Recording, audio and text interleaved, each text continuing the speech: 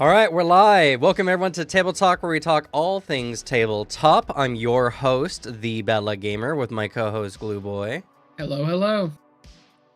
And hey, we might actually talk about the other two class archetypes this time. We talked about Inquisitor last time, and then we just got into like this discussion about tabletop, more or less. Which, to be fair, is fine, I think. That's on par for us. And like, what we could also keep it casual. We could talk about one of the archetypes and then immediately pivot.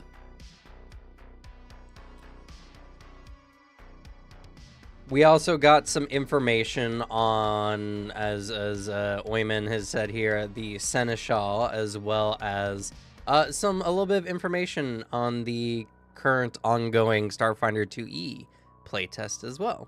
Hell yeah. There's definitely a good amount of Paizo news. In addition to, I don't know if it was before last stream or this stream, but we got a confirmation on when Daggerheart is releasing, spring next year. Oh yeah, I saw that. Which, I mean, yeah, it was going to release next year. That's just, when else would it come out? Right. So imagine how baller it'd be if, like, hey guys, release date, and then it came out next week. Right, like, that would be immediately. That would be wild. But no, next year has to be the busiest year of my life because I'm not only having a baby, also getting married, and then 5 of the most, I think, influential tabletops to release will be coming out next year as well. So just gotta keep you on your toes. I know, right? They said, "Bad Luck Gamer, you don't have enough money, so we're gonna give you a lot of things to make content on," which I appreciate. So nice of them. I know, that's great.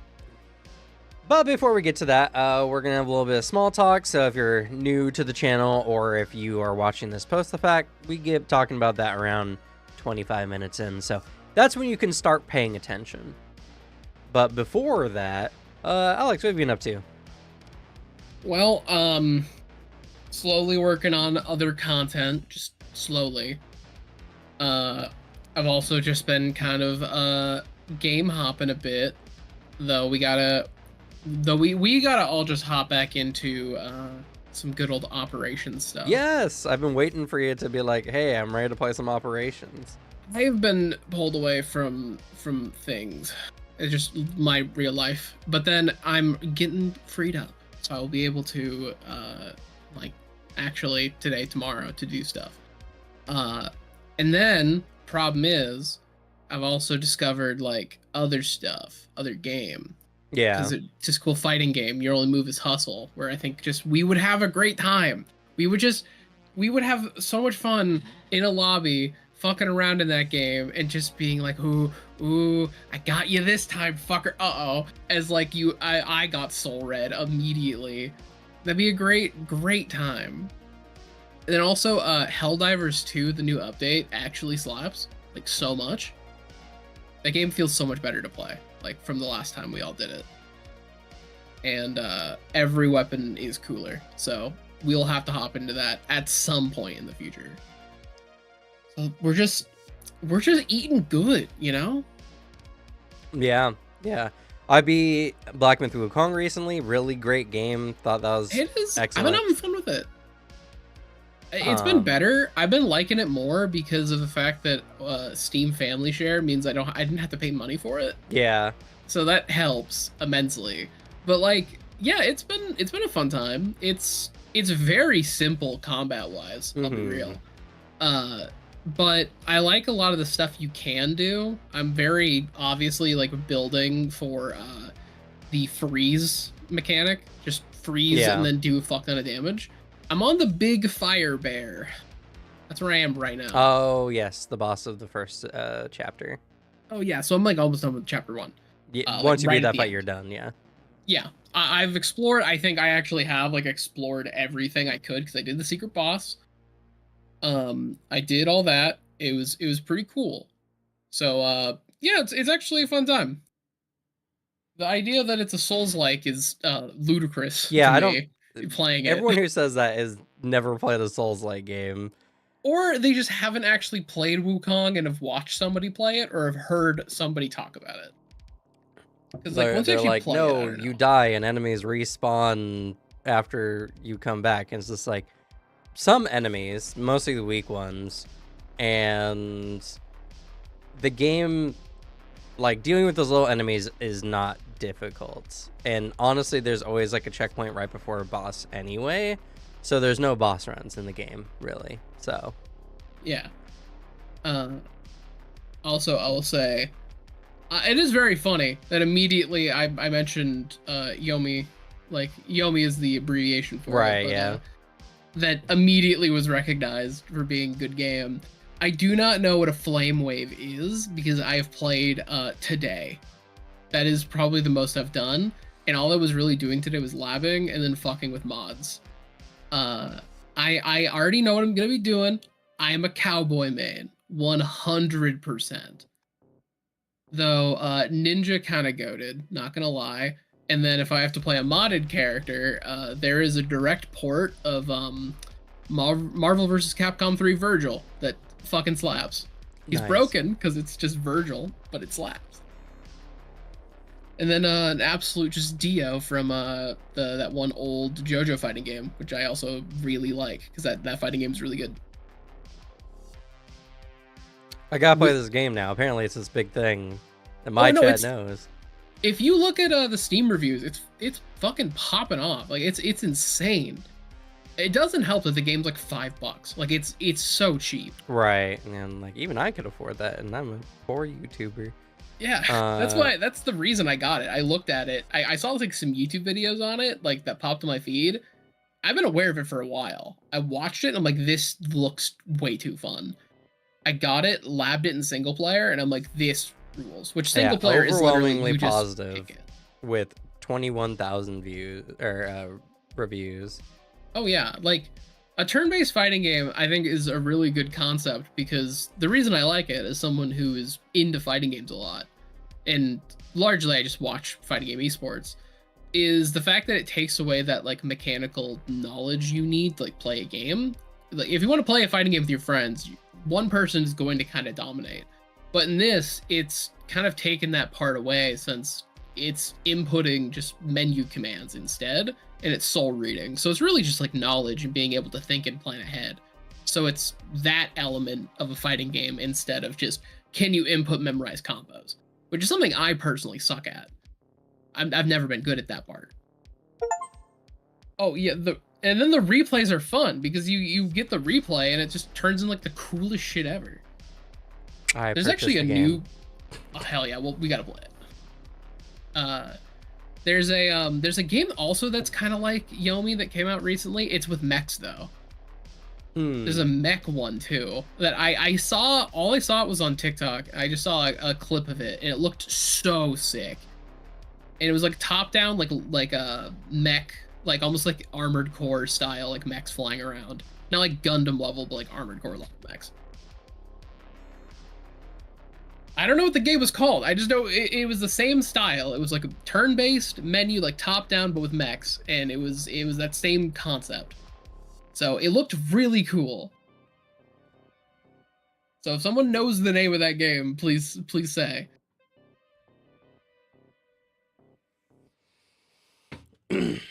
Yeah, that'll be fun. I'm looking. You know, honestly, I love fighting games. Problem is like, I don't like necessarily hopping into like online play and just playing against people that way. It's just, yeah, playing with friends is preferred. Yeah, for sure. And just no one plays them a lot, so it's like, do I spend $60 to play a game for like 8 hours, maybe most? 6 hours on average. It's not Phantom Brigade, by the way. It is it's a similar kind of like, I know it's like similar with like its turn-based kind of deal. There is a specific like pixel art style game that is top down PvP like YOMI but with mechs. Interesting. I may have seen it before. Some YouTubers were playing it and I saw a clip and it looked so sick. Like it was a full-on like Dragon Ball fight because they were like vanishing behind each other like 5 times in a row. Mm-hmm. Like, it was really cool. Uh, so I don't know. We'll have to see. Yeah. But yeah, I'm the same way with fighting games, but I have like, because I used to play a fuck ton of fighting games in high school because I had friends who were all like fighting game players, and I did like tournaments and stuff, like local at my high school and stuff. But right now I'm just in that position where like I have a couple games where if people bought them on Steam, I would immediately be playing that. Like I would teach how to play. If I have the long-standing bit of if anyone in our group buys Marvel vs. Capcom 3, I will teach you how to play that game. Because that is the best fighting game, in my opinion. I love that game so much. It's beautiful.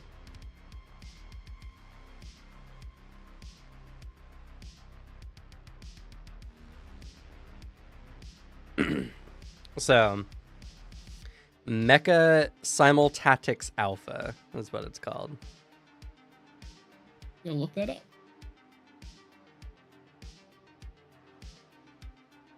Which Pathfinder 2 class archetype in War of Immortals has the most I will not sugarcoat it energy? It's Blood Rager. Yeah, I could see that.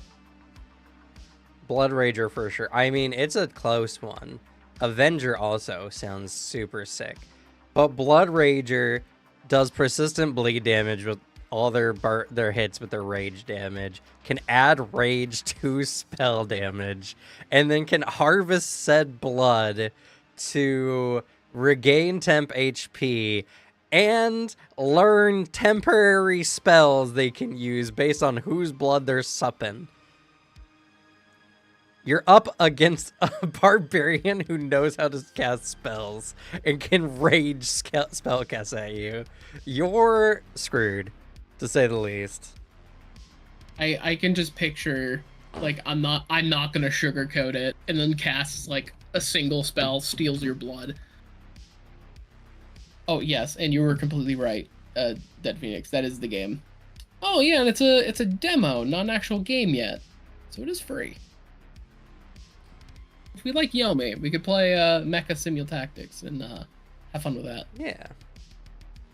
Yeah, for me, I finished Wukong. I'm working on Witch Spring R, which is a fun little cutesy game. I was hoping it'd be a little bit less on the rails than it is, which is unfortunate, but it's a game that has like so many very interesting mechanics in it that I just wish was more like open. Yeah. Because I think it's got a lot of really interesting things, despite its kind of overly cutesy, overly anime story. Yeah, it is neat. That's a good way to put it. It's a neat story. Sometimes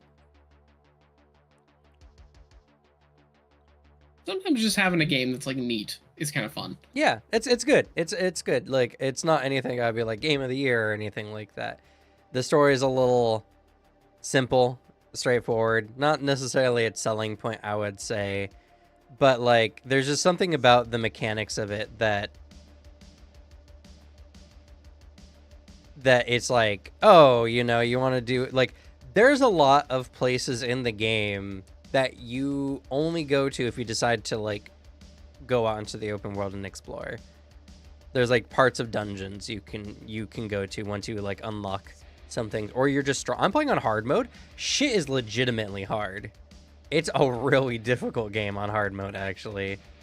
So I always love that combo when you have like the genuinely like kind of cutesy game, but then it hits you with the like the genuine difficulty. Yeah. You know, that's fair point, having the game that's just kind of like neat. Because you know what? Hottest take, because I see it all the time. That's kind of my opinion with Wukong. Yeah, I think the game is very neat in that my biggest fault I have with the game is that me as a lover of the action genre, I'm like, there are like 2 combo strings in this game that matter, and that sucks. All I want is to do more combos, and I have nothing. And so that part hurts me, but the part I do like is how much of your playstyle, like especially early on, can be tailored by what you're upgrading when. Mm-hmm. I like that part. I like how exploratory it is. I like how everything's interacting. I like how many bosses it's throwing at you this quickly. Like, I hope that pace keeps up because I like more bosses in this game being more boss rushy rather than like all the enemies. I think the weakest part is the enemy encounter stuff. Yeah, the enemy hallways. But like, yeah, the game's fine. I definitely would not buy this full price. I would not like love it as much if I didn't get this game from from Devin's Steam library. Yeah. So like, yeah, it's fun though. The thing I like about it is this is probably one of the best like pseudo anthologies of Journey to the West released in like Western media to date. Yeah, I love seeing a high profile like Journey to the West just thing like whenever. I always love it, and having a very good game based on it, which actually, I also like just seeing it for the people who really grew up with it, because it's something I found when I was, again, looking for the comparison between the Chinese voices and the English voices when I was going to make that decision when I started my game. It turns out, there's such like a fun little fact, I saw it in the comments. A bunch of people were saying the Chinese voice actor for Wukong, like right at the beginning of the game, is a spot, in like exact impression of the guy who played Sun Wukong in like the 70s or 80s show for Journey to the West. Like one of the biggest productions of Journey to the West ever. And it was insanely popular in China. And so that was a direct homage to that. And I was like, that is such a fun detail for everyone who grew up with that and like watched that as a kid and stuff. That's so cool. Yeah. Honestly, when you hit chapter 2 and you start here, you get to the headless monk when like, I don't know the instrument. It's like a banjo ukulele kind of deal. Oh yeah, I know what you're talking about. I also don't know the name. That music is so good. It's a bop. And the music's so good. It's like, and it's done. It's purely the Chinese like vocals. They don't make an English rendition of it, which I'm glad because it sounds really good. It's the music. Like I think about that music. It's really really good. But yeah, I like Journey to the West purely from a perspective, or not Journey to the West, Black Myth Wukong as a. Well, yeah, but like again, there's always like there's a lot of decent people who worked on the game, more so than just a couple people. But it's always like that little hurdle when you have that bit where you're like, yeah, and then you have that one part where you're like, I wish this game launch would have been 100% positive, but okay. that was my opinion with Wukong. Was like, I was still gonna like play it. But when I saw what the devs were doing, I was like, man. But then also at least it's better because the whole releases or for early access, like here's our guidelines. Apparently they never enforce them, like at all. Yeah.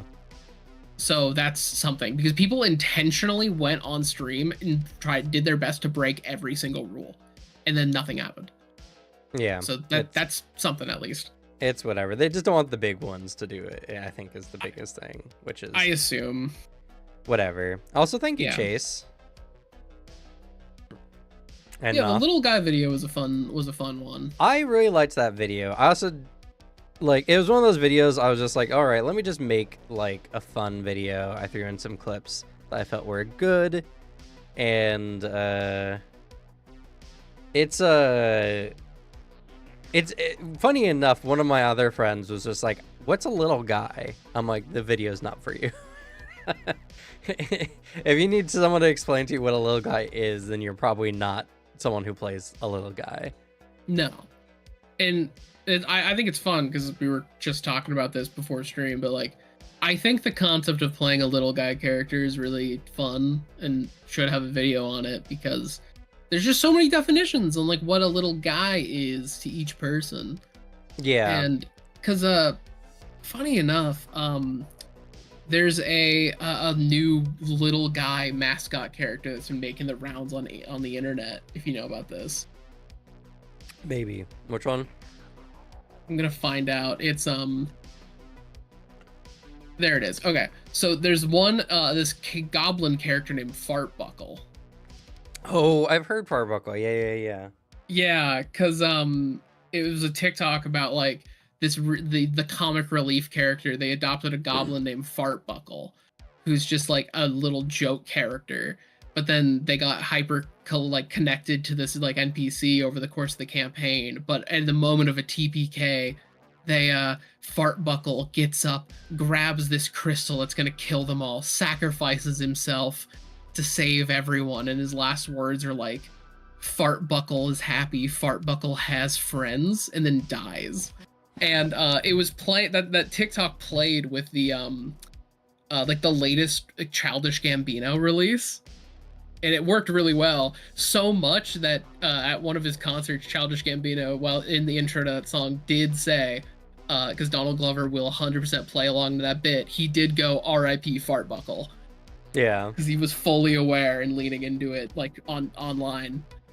So it's just, there's a lot of people who have different ideas of what they want. Because I feel like people want that character arc of they want the joke character that gets the serious moment. Right. Yeah, and Nothir is correct. A little guy is energy, not a guy. Exactly. It's do you give off little guy energy? Which I think you put it really well too. If you don't want the little guy energy in a character you play. Yeah, I don't. They can. I personally am not that kind of person. My best little guy is, funny enough, one of my most known characters, Dagon. And most of my current players have never played with him extensively or like at all. He disappears. But the whole point of the character is that he doesn't have his own story, so he'll walk in and fall out of your story just as quickly. You know, he doesn't. Go ahead. Oh, go on. Actually, no. Finish your description. Well, I was about to say, he never does anything important. He doesn't leave any impact in the story. The whole point is that he is a character with like no destiny, no point. So every time he comes in, it doesn't do anything really to the story. It was just like, hey, there was that guy. That's fun. And that's it. And that's the best part about the character. And it's the thing I like about him. But he's the most little guy energy I definitely have for a character. Yes, I agree. And it's really funny. There more reason that I want you to read Stormlight Archive. Yeah. And just general Cosmere stuff. Brandon Sanderson ripped your shit, dog. Oh, yeah. There is a character that is kind of Dagon. Oh, yeah.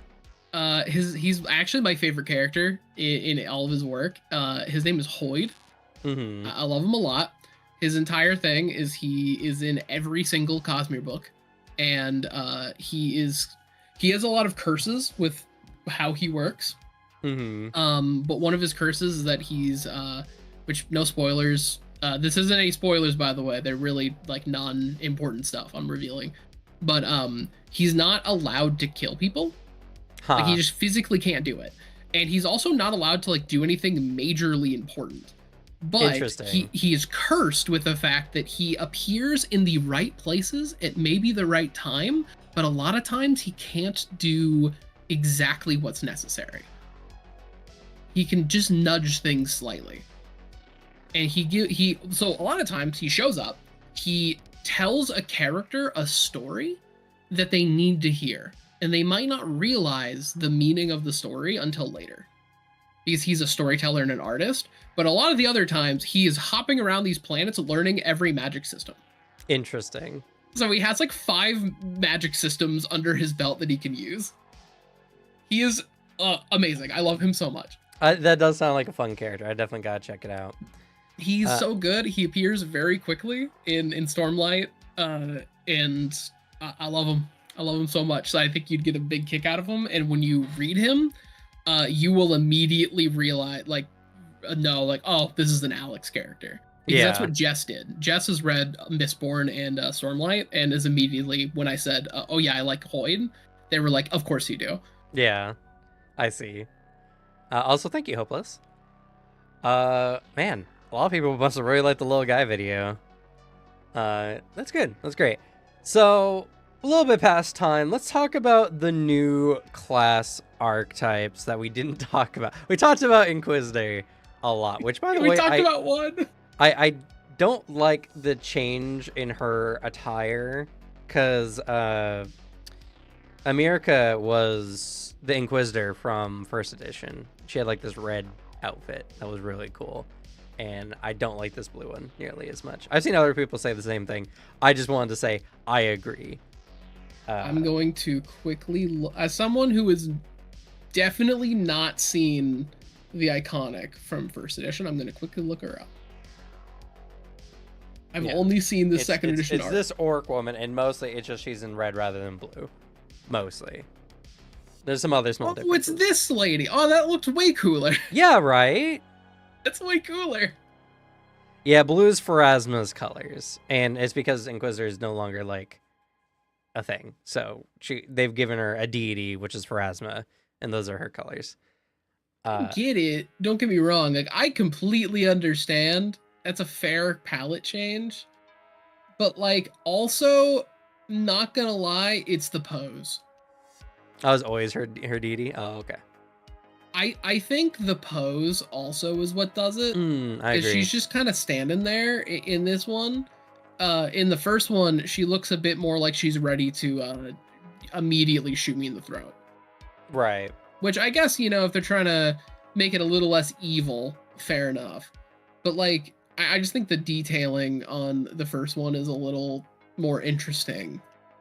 And also red is just a color I like using more. A more striking color than like, it's not even blue necessarily. It's this kind of desaturated blue. It's very, doesn't stand out a lot. Like the Avenger has a blue. It wears blue, but it just seems more impactful. I don't know. It's well done, and like, yeah, it's definitely trying to not harken back to like the Inquisition, like the Spanish Inquisition and stuff. Right. It's understandable, and I think no, zero shade to the artist, because it's still very good. It is so but good, it is just, it's still that problem of like, when you do a redesign, the immediate thought is, okay, what did the last one look like? Right. And then, yeah, it's kind of like, I miss the red. I like how we're like, all right, we're going to talk about the other ones, but hey, remember Vindicator? Talk about Vindicator for a few more minutes. What if we talk about Vindicator for an hour and a half? Let's talk about Avenger, shall we? So, Zadim Please, here. yes. Pretty cool. I love him. Go ahead, sorry. I love it. I love it so much. Also, I did immediately look up the Pathfinder first edition Zadim art. Holy fuck. Well, he looks so cool in first edition. Is it that different? It's a bit different. It's also the pose. I'm not gonna lie.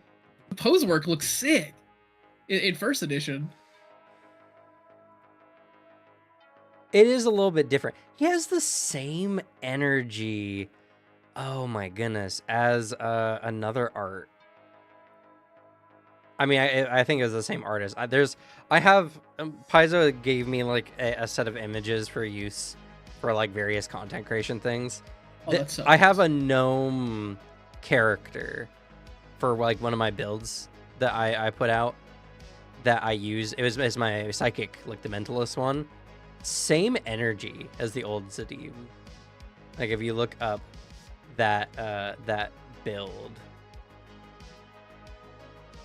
It's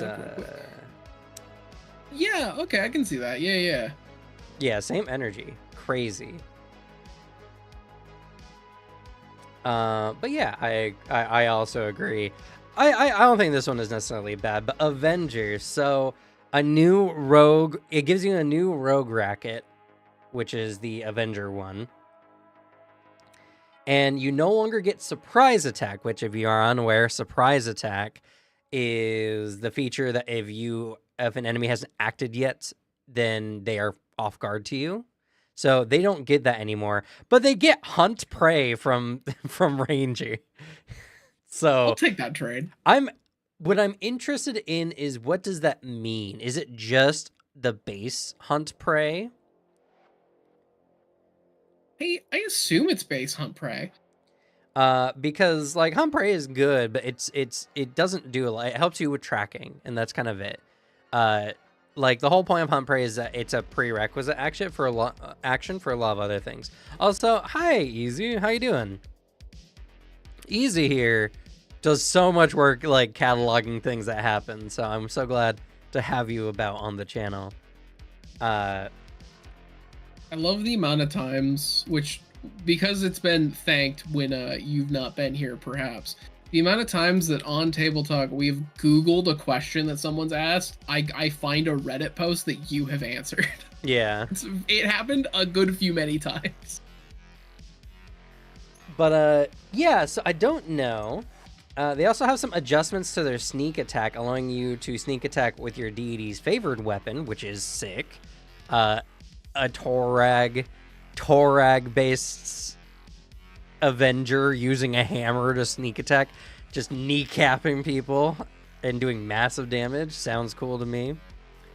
They excel at combating enemy priests while wielding their favored weapons of their chosen deities, making them deadly feared warriors during times when the gods need them. They are interesting. The first YouTube short of, oh yeah, they do have a new Warhammer. I need to watch that one. An Narrative Declarations Wrath and Glory campaign. I'm very curious to see how they're doing it. I know a lot of the people associated with Narrative Declaration are also like runoffs from Alpha Boosta's work. So that makes a lot of sense that they're doing that now. And they also had an old Wrath and Glory campaign that was set in the TTS universe. That was a great time. Yeah. So, if that's the same crew. I can use a greatsword to sneak attack now that I'm a follower of Gora. Oh. Yeah. That's funny. Though they were mentioning before that you could still like follow Gorum. They're gonna have a method for something like that, or at least like they're gonna have something in place for the idea where you were following Gorum and now he's dead. Uh-oh, what happens? Which that's what I'm super curious about, because that's a story I'd want to play out. Like I gotta say, oh yeah, there's Avenger a new sentient weapon god. True. Avenger is probably the one of these three that I like the most. I'm the most curious, and the weird part about this particular like show of it doesn't tell us a whole bunch. We get Hunt Prey, which is very, very interesting, and there's obviously some changes to our starting skills, and we get to use sneak attack now with our favorite weapon, which is potentially sick.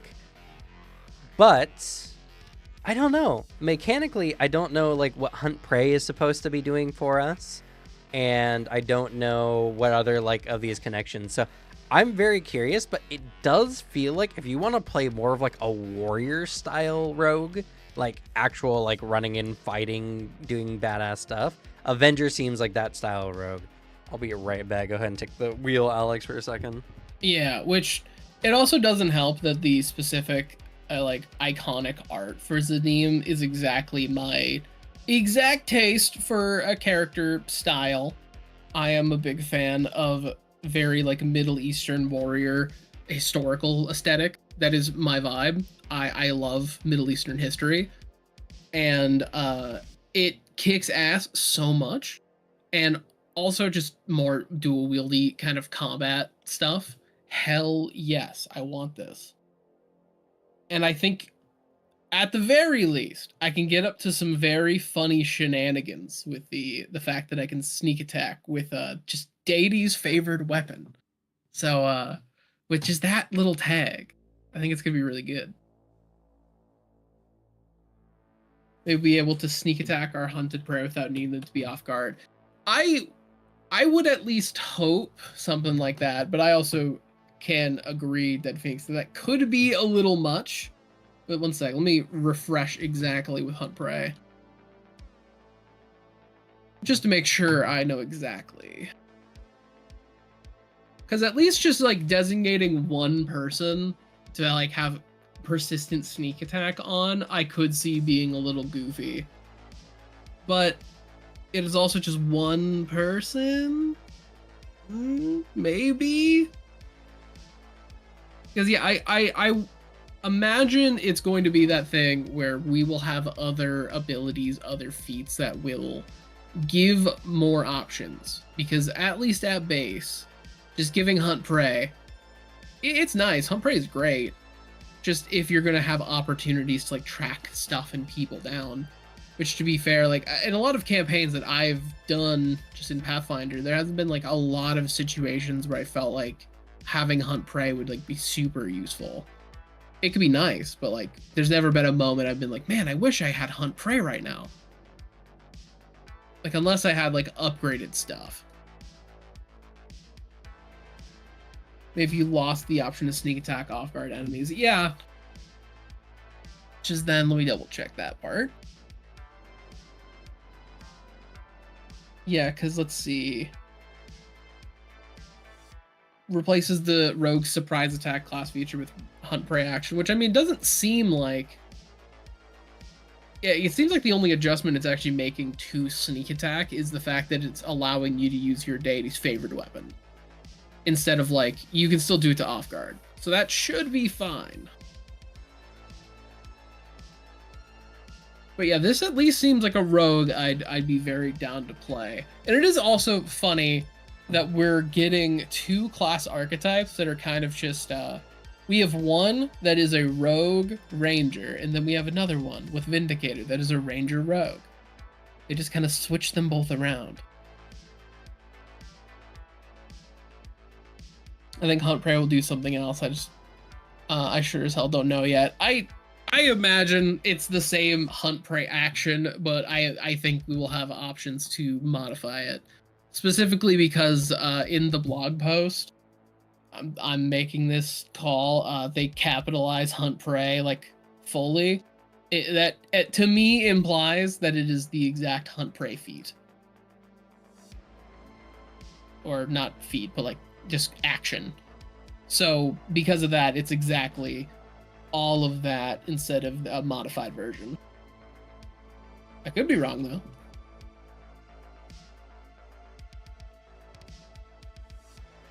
Vindicator feels more ranger rogue champion. Yeah, that is also true.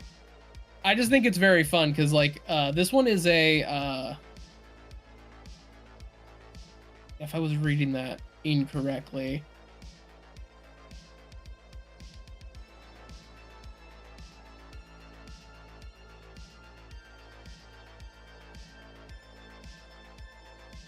No, yeah, no, I did just completely misread that. That is a the Vindicator is, I would argue, a lot more of a like champion ranger. I don't know why I said it was like a rogue. Though isn't there also the Seneschal thing? Because I've heard people mention that the Seneschal stuff's been talked about, but I don't know where. If it's talked about in the Paizo blog.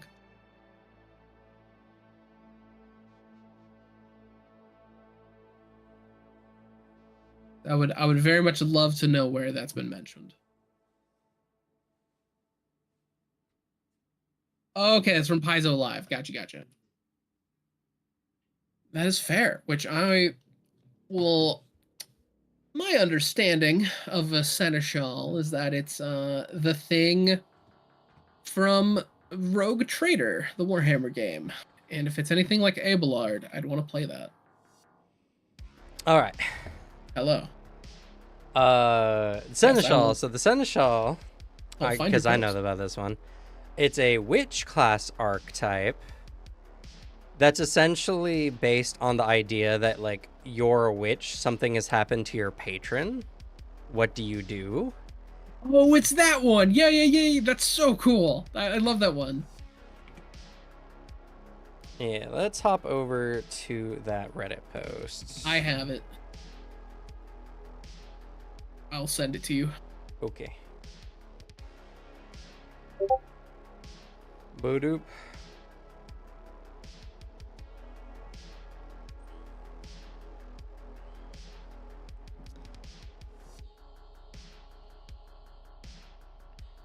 Let's see here. Love some of the new character art.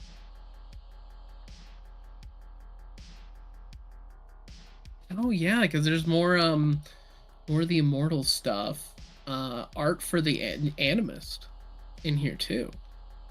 4 animist practices. I'm very interested to see what Animus is like now that they've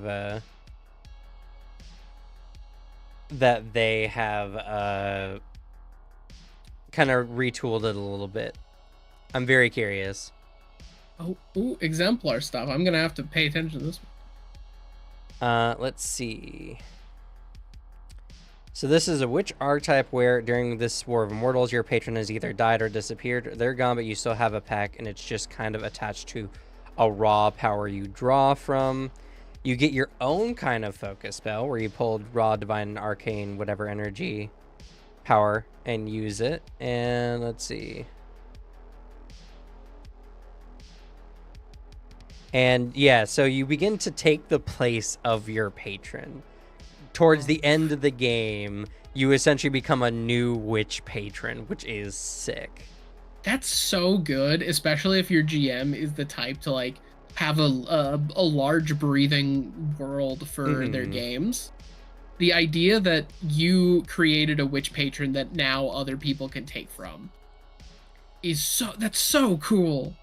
And if there's other witches or someone multi-class archetyping into witch, you can be your party's member's patron. That's so fun. And there's interactions for that. Also, no one was talking about this one, or at least I didn't see it. There's another class archetype here from Fighter. Yes, Warrior of Legend. That one was mentioned before as well. Okay, I must have missed it. It just wasn't in this big set. But they did mention it a little bit before.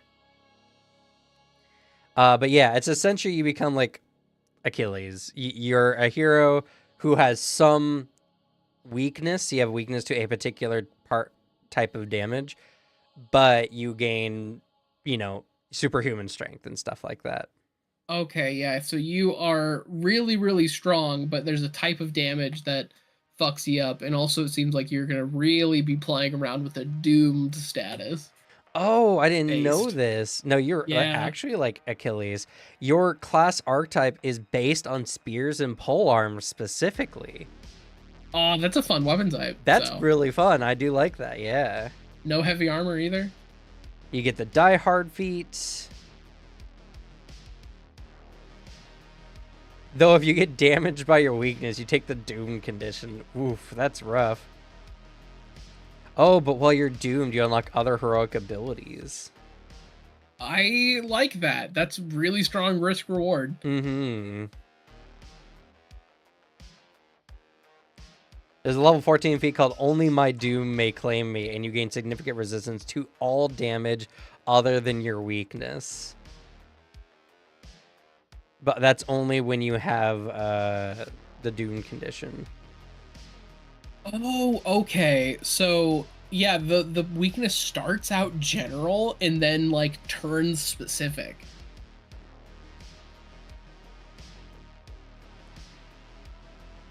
But yeah, so the Seneschal is super interesting. The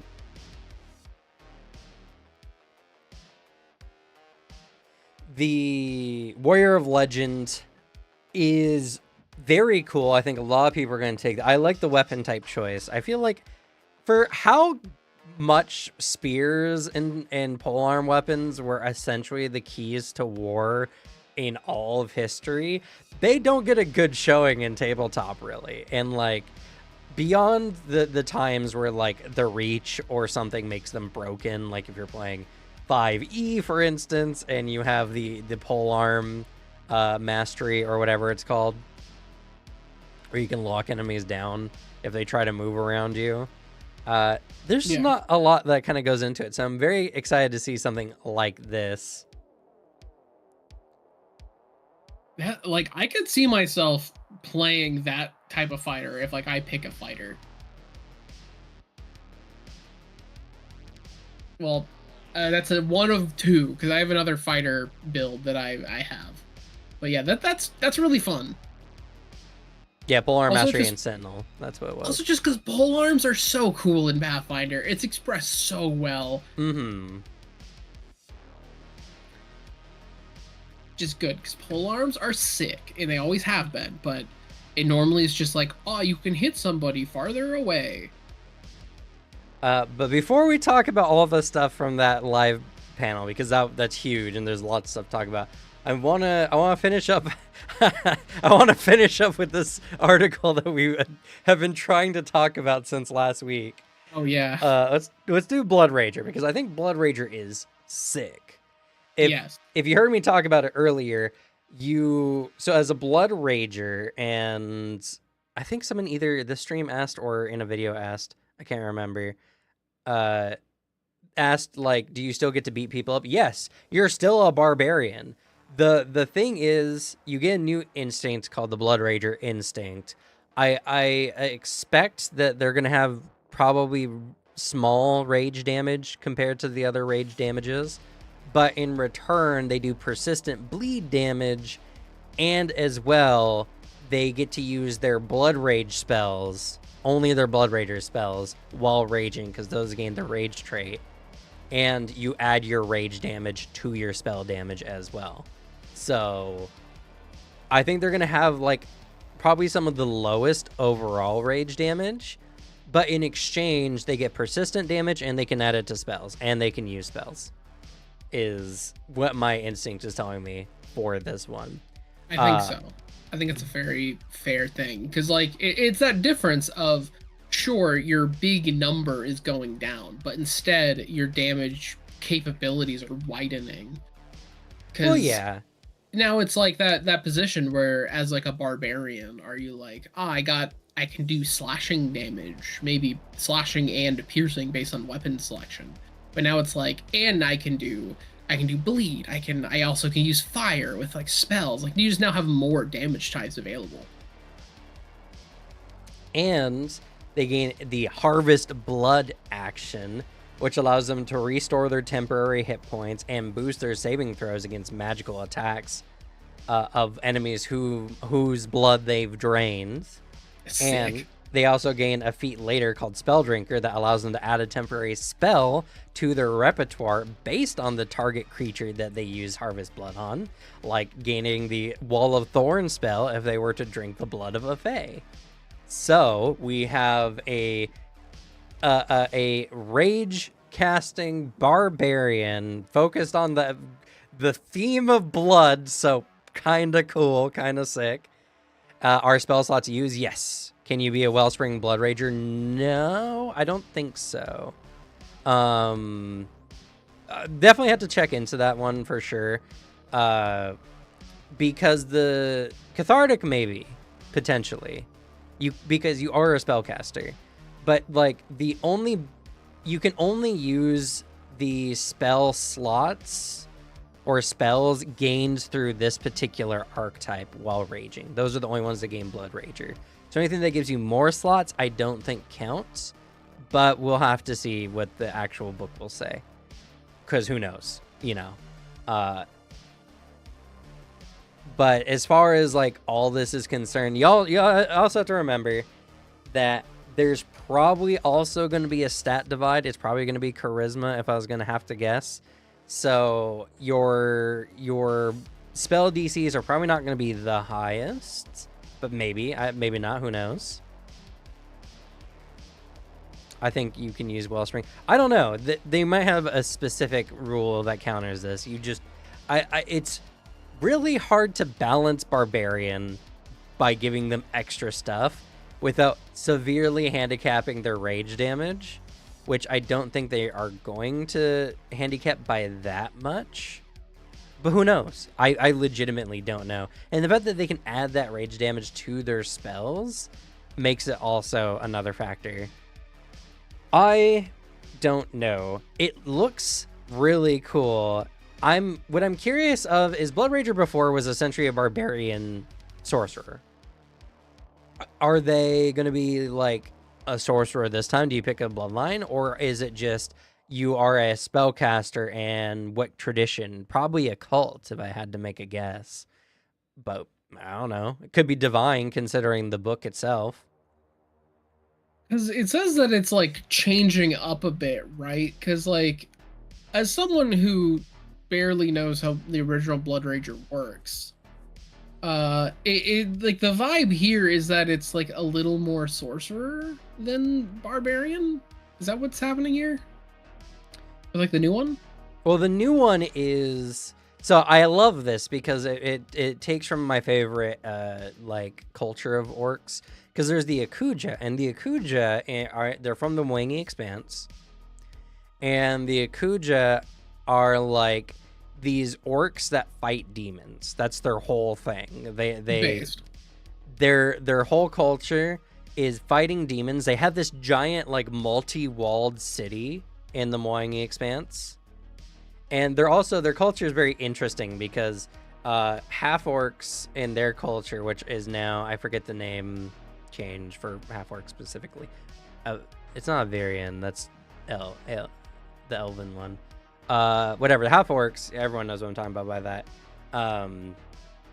are held higher in prestige in their culture because a half orc is considered a successful blending of the Akuja and other cultures, essentially.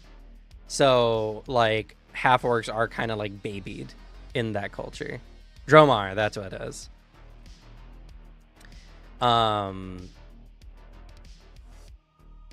Oh, that is a good point. Yeah, both are class archetypes, so you wouldn't be able to take two. Yeah, that's a good point. So the Dromar are very like high and in high regard, and like there's this particular like ape demon, gorilla demon thing in the Mwangi that they like fight regularly, and these orcs gain power and they have feats based on drinking the blood of demons, essentially. And the Blood Rager is one who takes this to the next level. They drink so much demon blood that they gain magic power.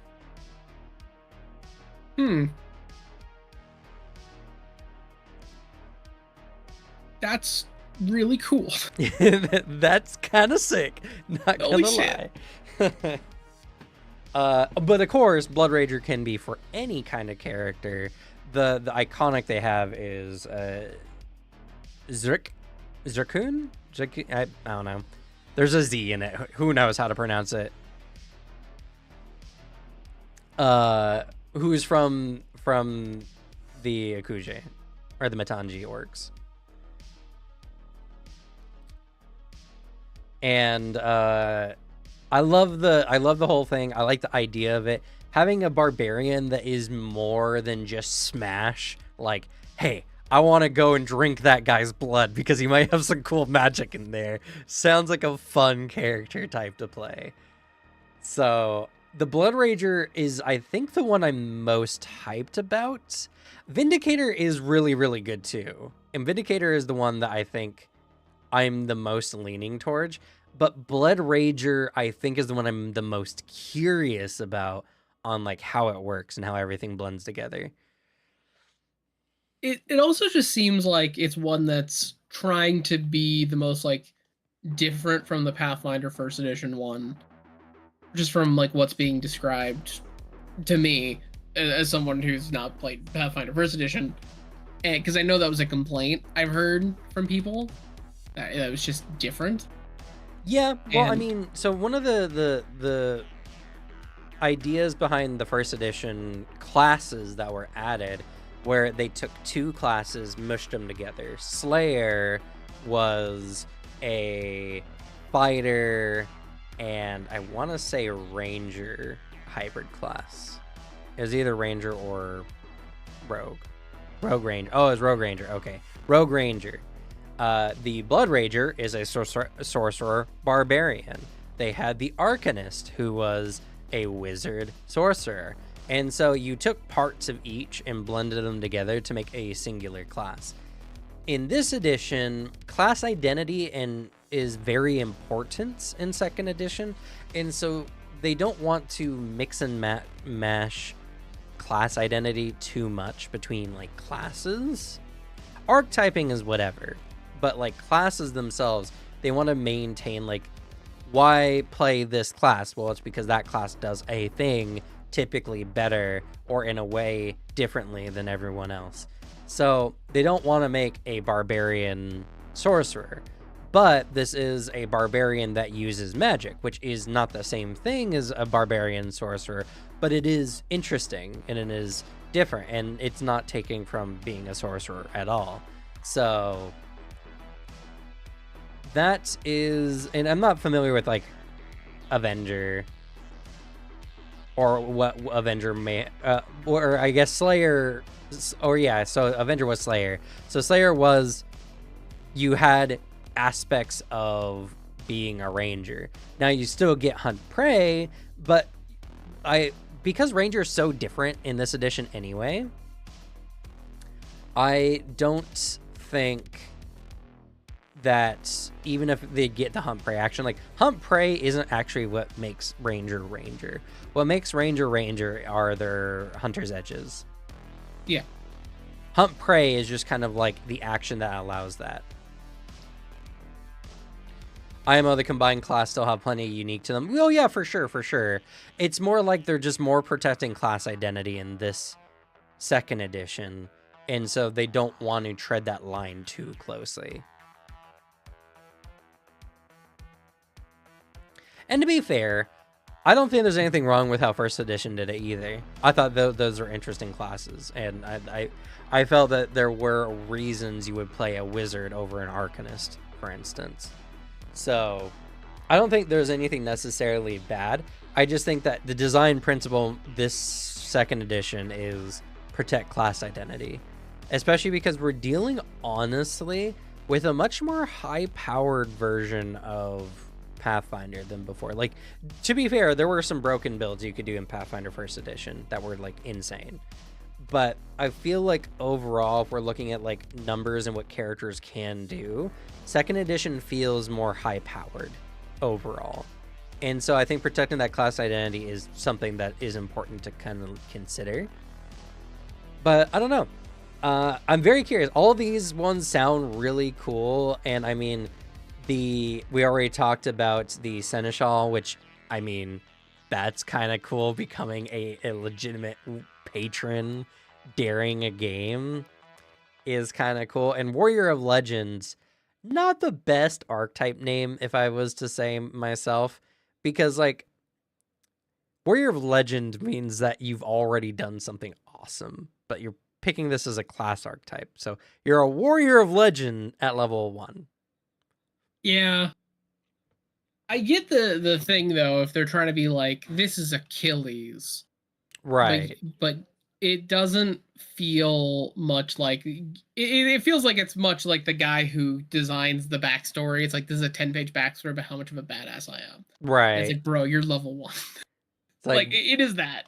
Bro, a troll would trounce you right now. Exactly.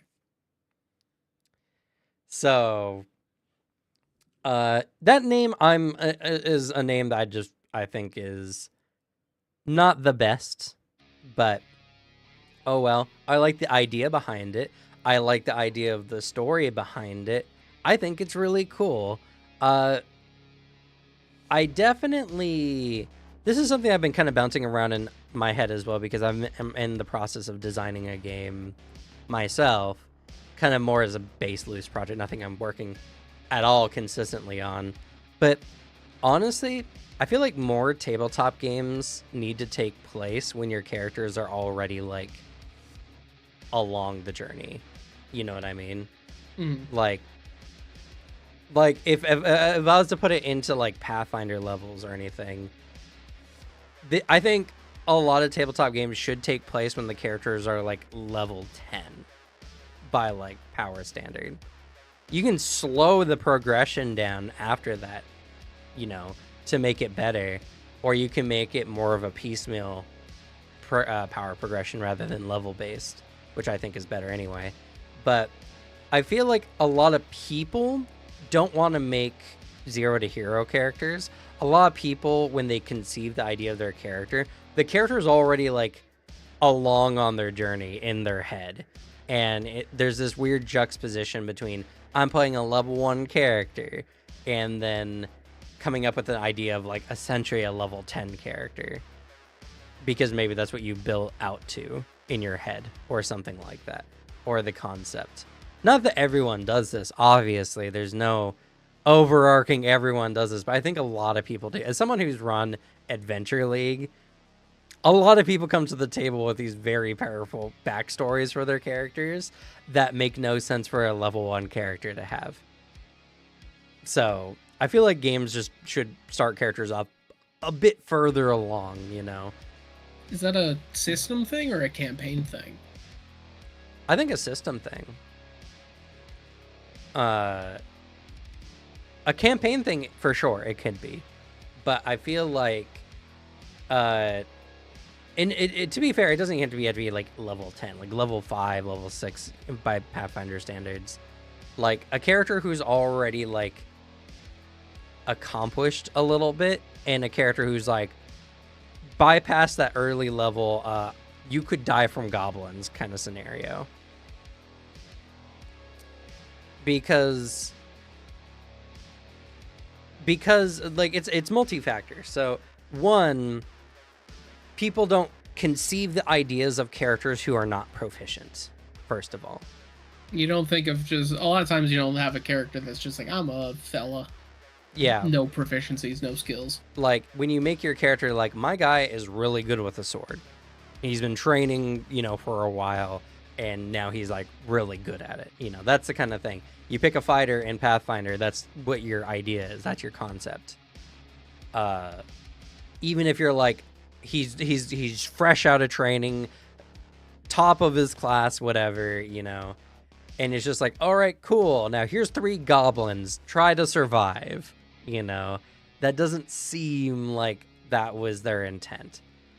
Second, power progression is very terrible because if you go milestone, then there's no sense of progression until milestone hits. And if you go leveling, your character will get to the power level that feels good and then get way above that before you're ready for that. In 3, like, I understand this whole idea of like, well, you want your players to start out with not a lot of things they can do so that they can learn the game and adding more doesn't like overwhelm them. And while I necessarily agree with that, I feel like you can have games where there's just more that they can do and they can just work out how those abilities go like as they play, you know. Just because you give a player a lot of abilities doesn't mean they have to use all those abilities right away. That's why like intro level encounters are important. Yeah, my thought throughout all this, like my hang up is just like, it is the part where I'm like, but sometimes it is kind of fun to do the like 0 to hero concepts, and I'm thinking of a system that might be sick, but it's like, man, I wish this had like at least lower levels. And honestly, a game that I'm thinking of that gets around this in an interesting way is, of all things, Mutants and Masterminds. Because Mutants and Masterminds has all those levels and then tells you exactly what starting at each level means. Because I'm like, wouldn't a solution, or even like just a better solution in my head would be like, just giving out like a full level scale from like 0 to like max, and then telling you exactly, here are the start locations and what they mean. Because like I naturally always are on the side of like giving the widest amount of options for people to use your system in the largest amount of ways. And people who want to tell a story that's like, you are literally just starting out doing this thing. And when I hear like, I think games should tell more stories that are like higher level, I'm like, well, yeah, GMs should be doing that. Because I can do that in Pathfinder. It just means that, hey, gang, we're doing a level 5 game, which is something you do. Which is like, yeah, there's a solution. Just GM, hey, guys, we're starting level 5. Make a character that's a level 5 character. I mean, well, and there's definitely like a lot of systems kind of do this already. Like there's level 0 starts for some tabletop games. Where for like starting at absolute 0. Yeah, like the Cosmere RPG actually currently has something like that, where you're working up to being a character in like they have the current material. They have the level 0 like starting like a campaign book. And the thing is, right, so I'm not talking about a game where base stats starts at when you play like at this level. Like I agree, I like a 0 to hero game too. I just don't think a lot of people, especially when they're making like iterations of characters, like making new characters all the time, want to make again 0 to hero characters. I feel like that's something people don't do a lot. But even if the game based system is like Mutants and Masterminds, funny enough, you start off at so many PowerPoints. In a game that would be like this, your character would have to have some stats already. You can't be starting at baseline, because then you're not technically starting along your journey already. You're starting at the baseline again. So you just, all you have to do is just have methods of making characters with lesser stats, which would be easy to do, honestly. It's more of just like what the game provides base rather than what the game provides as an option, you know, which can be a thing. Okay, that was my hang up. Because like, I understand and I agree. Sometimes it is really fun to do that. I just don't feel like that's what people want to do all that often, you know, or frequently enough. And I think games handle progression really, really poorly, in all honesty. Progression is rarely earned. We talked about this before, so I'm not going to get into this again. Yeah, that was our conversation. That was our conversation last time. Last week, which was a lot of us we just have different viewpoints on it. Yeah, for sure, and that's fine. I mean, then it's not about what should be the standard. It should be like there should just be more games like that. Yeah, we should just have more games that just do things in cool, interesting ways. But it's like the D&D problem, right? It's like you don't start the game at level 1 in D&D. You start the game at level 3 in D&D, because that's when it feels like your characters are able to do things or able to select the reason why your character is playing. And that's the exact reason why I say players don't want to start off at the 0 level. They don't want to start off learning the ropes, you know. They want to start off a little bit further on their journey, you know. I feel like even for Pathfinder 2nd edition, I feel like the game starting at level 5 would almost be preferable a lot of the time. Not that there isn't fun you can have in like the first, 4 levels. It's more just like, it's when you start getting close, especially getting close to like your first mastery in a skill, that your character starts feeling like they're able to do things, having expert in a skill makes your character feel like you're capable of doing things, because trained isn't really that, like, the base DCs are based on like a 50 percentile on trained. So when you're trained, you can do a thing 50% of the time. When you get to expert, you can do that thing 60% of the time typically, which feels a bit better. And so, level 2, 3, those are good start points as well. But I feel like the game really starts like smoothing out and your characters are really getting their flow around level 5.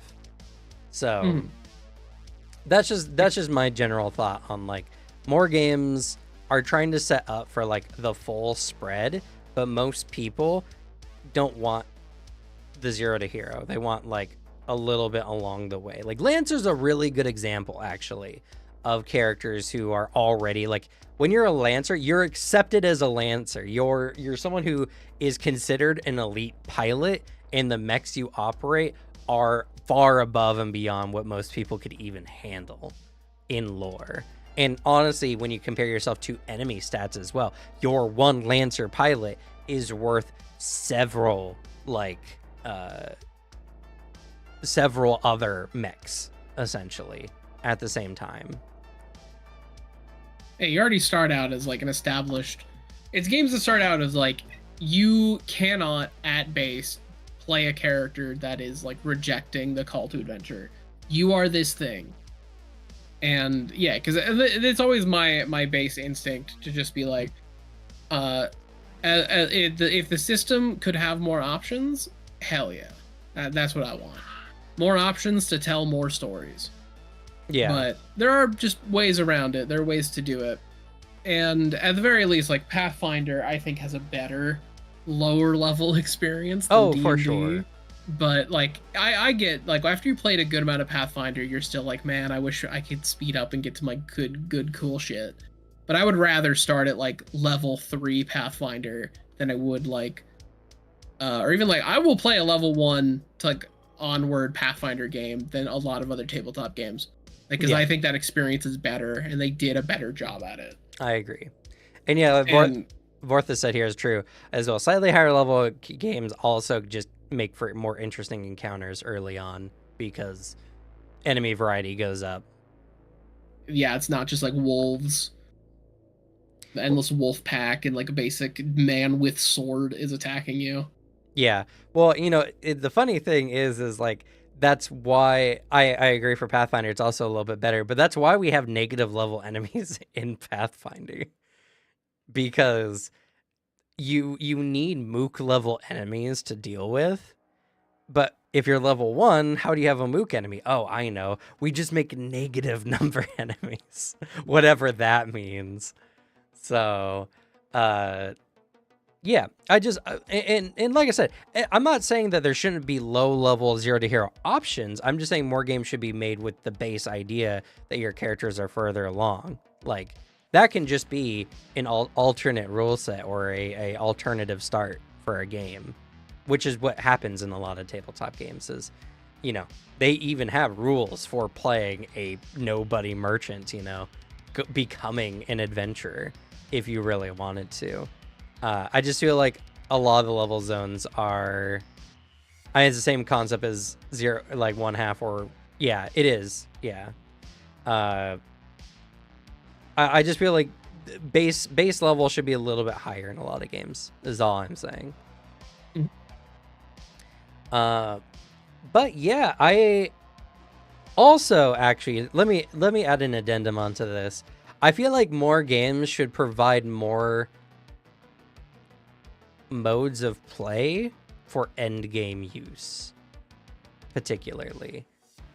I feel like one thing that's a very big tragic part of tabletop is the standard set of any rules of a game fall away after you hit whatever the mid-range is. So like in Pathfinder, mid-range is kind of like 7 to 13, with 13 being the highest. And after that, you're hitting higher range, and then your characters are so powerful. There's just nothing to do. There's no, like, if level 15 characters are encountering challenges frequently, something is very terrible going on in the world at that moment. So yeah, there's a giant world threat happening. There has to be artificial scaling that has to come in. Like Age of Ashes is really terrible because the last book, you go to a town and the guards in that town are threats to your level 17, 18 characters. Now, they have an in-lore reason for this because this town was essentially designed to be the best of the best in the world, but the problem is a level 15 character is essentially a demigod. So you have a whole city full of demigods. That seems strange. Yeah. There's just not enough modes of play, and this is also a thing. Develop modes where combat isn't the only answer or isn't the way to get to a conclusion. That's another thing that games just don't do. Just make systems that players can interact with at the end game so that they have things they can want to do that isn't just fighting monsters necessarily,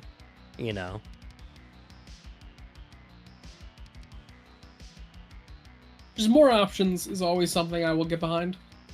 Give me more methods of playing the game and interacting. Yeah, for sure. For the rare few that get that far ahead. But I always wonder, is a reason people don't get that far ahead because there's nothing? Yeah. Or is it just because campaign going that long is a pipe dream? I genuinely think Well, like in D&D, the reason why that doesn't happen is because players start breaking the game. I definitely feel Pathfinder players get further, but it just gets to that point where you just get to end game. Your characters are already really strong, that unless you're going through super big, complicated encounters, it's hard to give adequate challenge to those levels of characters, or to even be able to incorporate everything they can do. It's something where there just needs to be more mechanics for like things that can be done once your characters are significantly strong enough to like start working on other things. It's something that I feel like more games you just need things to do at the end game other than just fighting enemies, because by end game players are really good at killing enemies. I'm curious what that would look like in the end, but that would be a good thing to just do. Thanks, Dragon's Tavern, for the follow. I appreciate you. So, you know, I definitely think that there are ways you can throw in interesting mechanics that can give the players things to do. It can be narratively focused. It can be all kinds of things. More reasons for players to like create narrative and to like manufacture narrative. Like, imagine going and playing as a space marine and then being upgraded to like a chapter master or something like that. What different kind of game would that become? Because a chapter master has a lot more to do than a normal space marine Astartes has to. So is a much bigger responsibility. I know Wrath and Righteous has a roughly similar system, just of the tier upgrades, but yeah, but like it doesn't, I don't think, have systems for like what you do, like how do like commanding your chapter. What like that could be a set of mechanics in itself. Harder for a team game. That would appeal to people, because you know what these D&D players love to do? They love to turn their fantasy fighting game into a business simulator. They do. So give business sim rules for Endgame. I think that would do well, honestly. I think players are very interested in like having their characters have an impact in the setting, or like players interacting with politics in some form or fashion. I just think there's a lot of interesting mechanics that have just not been fleshed out, and endgame adventures are usually just a bot. Like players eventually just get to a point where they're like, okay, let's just take on the final boss. We can do it now. Like, yeah, it's just boss fight time. That's really it. Like, what are we doing here? We don't need to collect any more items. We're already substantially powerful enough.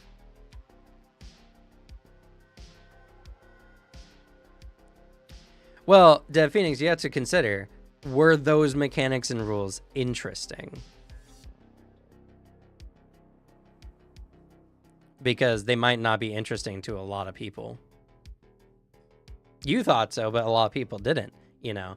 That's the thing. Like, if a system is put into a game and people don't interact with it, it doesn't mean they're not interested in that system. Usually it means they're not interested in what system you put in, you know, how to interact with it. Because I've been looking through a ton of indie games right now. I've seen all kinds of various things be gamified and are really fun, you know?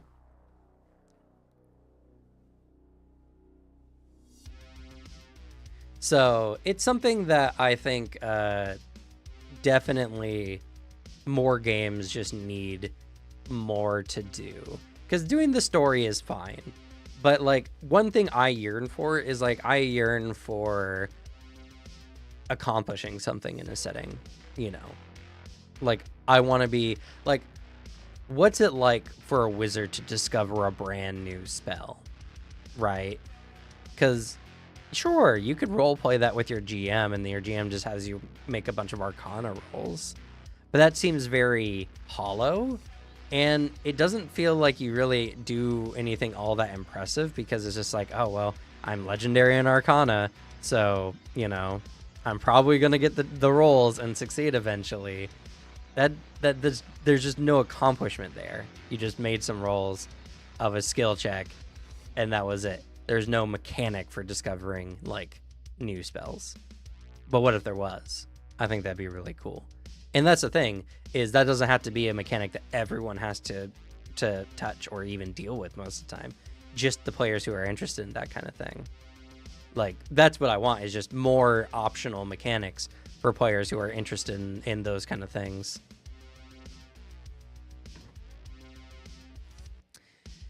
So, you know, War of Immortals is definitely... I think also War of Immortals is going to kind of exacerbate the problem somewhat as well. Because now we're getting the Mythic system introduced, where you pick Mythic paths for your characters that make your characters, you know, objectively speaking, more powerful than a character of their level. So I'm curious to see if these Mythic powers cause campaigns to end at earlier levels. Or if it causes characters to go into even later levels, what are the players doing at that point?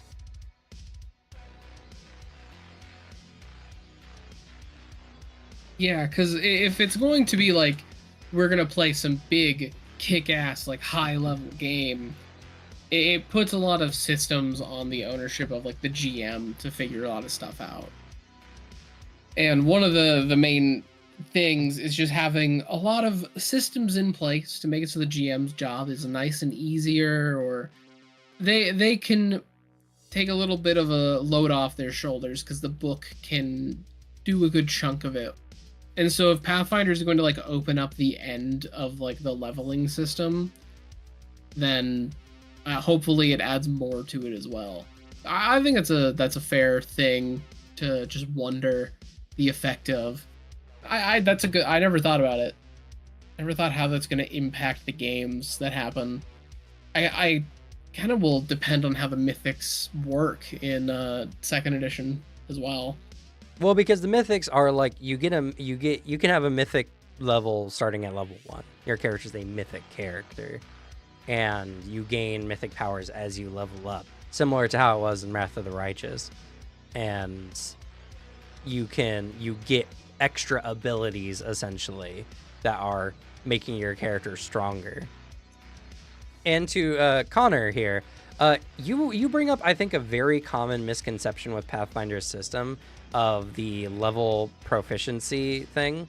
So the whole I killed more goblins than you, ergo your bolts can't hurt me, that's not the story or the reality that Pathfinder is telling. Your character has more combat experience, and so your character can tell when someone is going to shoot them and avoid being shot more easily. Even if you argue like, well, okay, if your character is like eyes closed on the ground, maybe not necessarily asleep, but, you know, like not paying attention, they might just have a danger sense that they've accumulated after being in a lot of dangerous situations. The proficiency scaling, it just means you're better at fighting, which makes complete logical sense. Your character can't be killed by goblins easily. Like a very proficient character would be able to easily put a goblin down without getting hurt. A goblin would have to put in a lot more effort. Damage is also is an abstraction. 3 damage isn't 3 body damage. 3 damage is how much of a percent of your character's overall vitality is being affected. That's actually, the big thing that's important to remember about a lot of stuff. And it's something I was really specific on doing when I was playing, when I was GMing like 5th edition, because I think people have a misconception. Because it's what happens when you have a HP system. When it's called health points, you're like, yes, I have this much damage I can take. When a way to think about it is, I really like how it was talked about in like some random fucking talk for the Uncharted games. So like the whole health system in Uncharted, like how it actually works, and like in the lore of the game, because you are a fucking man, a human guy, And in that game, you're getting shot at the whole time. Your screen goes red and then you die. Typical shooter. How it actually is working in the lore is that like meter, that red screen thing, that is your luck that is happening. The health is an abstraction of Nathan Drake's luck, and the shot that kills you for the game over screen is when your luck meter runs out finally and Nathan Drake gets shot by a single bullet to the head. Like, that's how that works. And I think it's really integral to be like, your health points are like your stamina running out. You've just parried like 20 attacks in a row. One comes through, stabs you in the gut, and then like another attack can come in and stab you in the chest. Like that is an abstraction of HP and like a bit more realistic, like what damage is. Yeah, I admit games are really terrible at demonstrating to players what the abstraction means. A lot of books will say it, and people will forget that that line of text even exists. I think even the Pathfinder book explains HP that way. So I admit it's something that is not very well conveyed through the system. But the intent is a goblin getting a critical hit on a high level character and doing critical damage on that character is a critical hit for that goblin against a character of much higher levels. So even though it's critical damage, it's a critical damage for a character of that proficiency against your character, which goes from, if you're level 1, that goblin just stabbed you in the chest and probably pierced your heart maybe, and you're bleeding internally.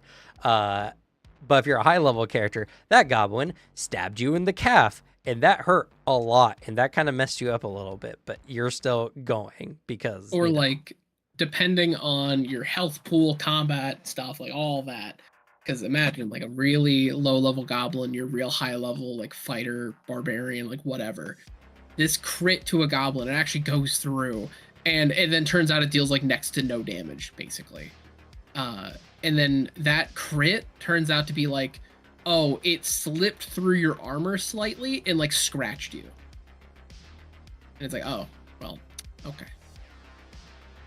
Like, it's all abstractions, which, funny enough, I like that every time we bring up like weird issues, we talk about how the Cosmere RPG is doing something cool. Right. The Cosmere RPG doesn't have HP. It has a stamina and like resolve meter stuff. Yeah. I like that because it's very integral to the story of Stormlight that, if you're a regular fucking guy and you get shot by an arrow, you're probably gonna die if it hits you in the wrong spot. Like, you are just a human being, and if you don't have the magical healing power, it sucks, man. Whoopsies.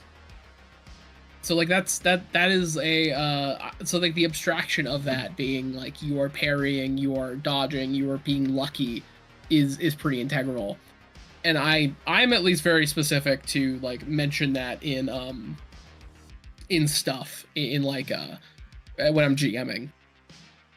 Because it's just like, yeah, it is kind of unrealistic to think of the fact that, like, in a video game sense, if you're just stabbing a guy 30 times and he's like, like in a tabletop sense. Right.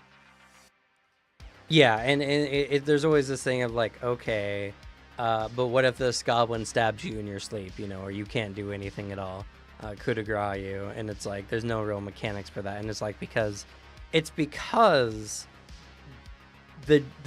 developers of the game typically don't want your GM to just shiv your character in the middle of the night. That's not fun for the players.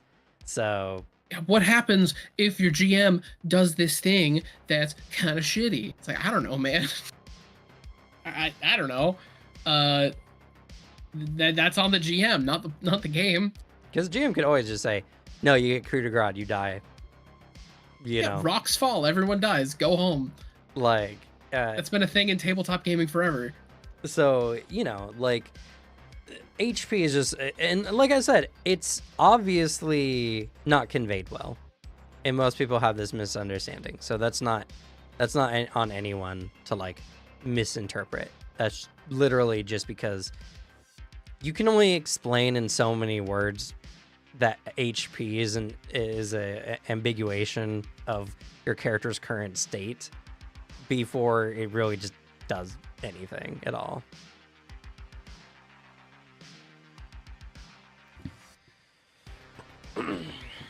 But like that's why I genuinely like games like Deadlands. Deadlands, your character has I think it's a body stat or something like that, some kind of base endurance that you can use, and damage to your character is dealt in wounds based on how many multiples of that threshold you take.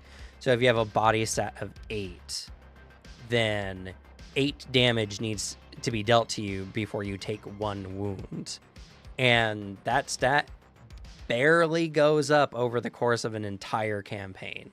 So your character is more or less as easy to kill at the beginning of the game as the end of the game. The only difference is typically your character is better in combat, has methods of avoiding terrible situations, can defend themselves much more easily, or sometimes you invest in that stat a little bit more and I think you get up to a max value of like 12 or whatever, and your character becomes more thick and durable. So I like that system particularly a lot. I like the idea that death is always like a hair's breadth away from the players, and having this system allow players a ways of avoiding that, because I feel like that creates more tension without necessarily more difficulty. Yeah, there's the tricky bounds of you want to have difficulty tension without it feeling unfun and unfair on someone's end, because it's a really tricky balance. It's rough because there's a difference between difficulty and like tension and fun in design and like strategy, and then there's the one that comes from like this difficulty is coming from RNG. Yeah, that one always feels bad. So the new Mythic rules, I think, will be an interesting look. We'll see characters who are probably better at surviving, honestly.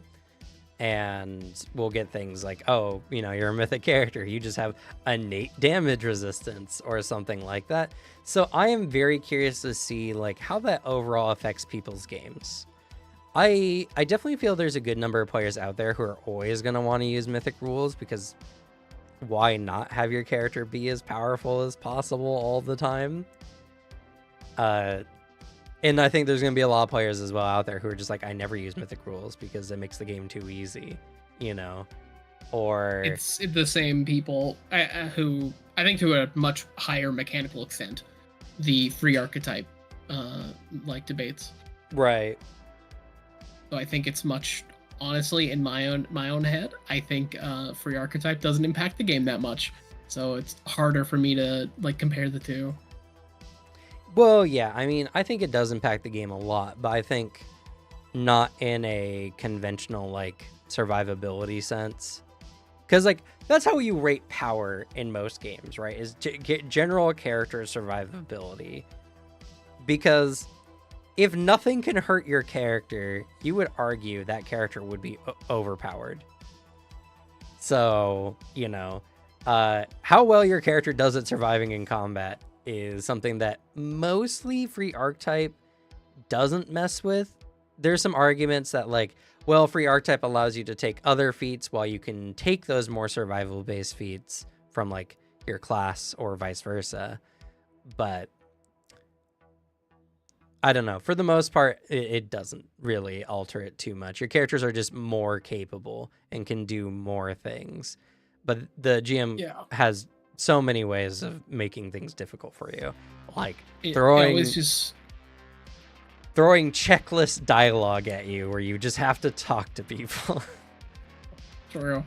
And honestly, for me, it always feels like free archetype feels like a method I can make it so my backstory choices and like just coming up with it is actually mechanically valued in some way, which is why I like it. It's like the idea of like, oh, I want my character to be like an eldritch researcher of some kind, like he looks into like the occult in some way. Oh, yeah. What do you know? Here we are. It's niche, but like, who fucking cares if I'm taking niche weird feats? This is free. Like, whatever. I very rarely think about taking like optimal build making feats for my free archetype. And then sometimes I find it, I'm like, oh, wait a second, this just works really well and fits my character based. That's because I designed my characters based on what the character would pick, not what I want out of a build. So we'll have to see how like the not multi-class, the mythic levels really throw in. I really want to see them. I'm so curious. I am too, considering one of them is being one of the 4 horsemen. Horsemen of the Apocalypse is one of the mythic paths. I definitely think we're in for a really good time. Honestly, these next 2 books are going to introduce to a large part of the community, I think, the far ends of the power scale when it comes to like tabletop or Pathfinder 2nd edition in general. Like, I feel like a lot of the things are going to make people very powerful and are going to really test like what does giving players power do in your games, and test like how much of the community really wants just more power in their Pathfinder stuff. Me personally, I'm just excited for all the new character options.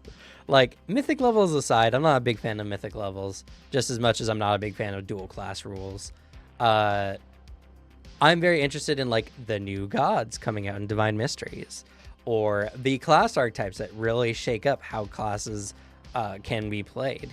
That's what I'm interested in. Give me more options, make more interesting stories.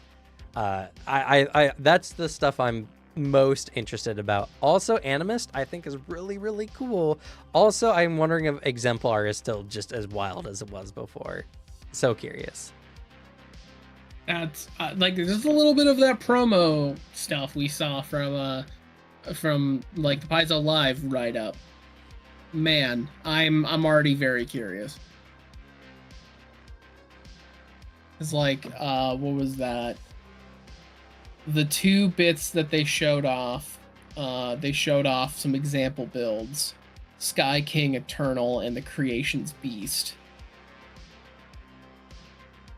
You can do something called a Battle Hymn to the Lost to rend the veil between worlds. As you strike somebody and you cut through their soul in the barrier between worlds, and the spirits will follow through and attack other enemies in the area. Maybe even revivify allies that have fallen or on the edge of falling. That's sick as fuck. That's so cool.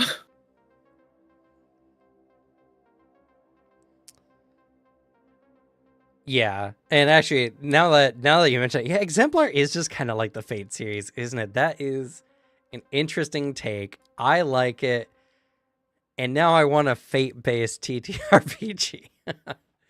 Fate is such a wild series. I hear stuff about it. Oh, I don't know. I don't know if you would like it. I think you would like the action, and that's about it. Devin and Jess has explained enough about the Fate series that I've determined I would not like it. I've seen clips of some of the fights, and I'm like, that's neat. And then they've explained the broader stuff, and I'm like, I think I'm good. Yeah. Yeah, the writing in Fate is definitely not the best, but the action in Fate is some of the best. That's fair. Some really, really cool scenes that are like, it's like Lancelot's cursed warrior, and you know what his power is? Turning anything into a weapon, and he can just make himself a gyroscope Gatling gun if he so chooses. Sounds kind of sick. That is neat. But yeah. Also, some interesting things from that I want to mention as well. The Gonzi, if you're unfamiliar, was a versatile heritage that kind of aligned you with the chaos side of the universe. You were essentially like, they were the same thing as being a tiefling, but for chaos rather than like evil. Gonzi are coming back with 2 new versatile heritages.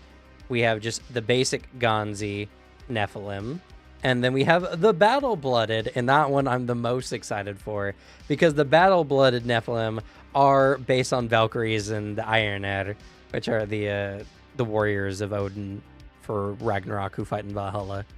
So sick. Yep, they're bringing back Gonzi. So if you want to be a weird chaos gremlin, you can do that now. Tails and all coming back. They're new forms of Nephilim, essentially, coming forward. So the Nephilim heritages they're not like a whole versatile heritage, but they're part of Nephilim, and you can just be a Nephilim Gonzi now, or battle blooded. Pretty cool. That sounds incredibly sick.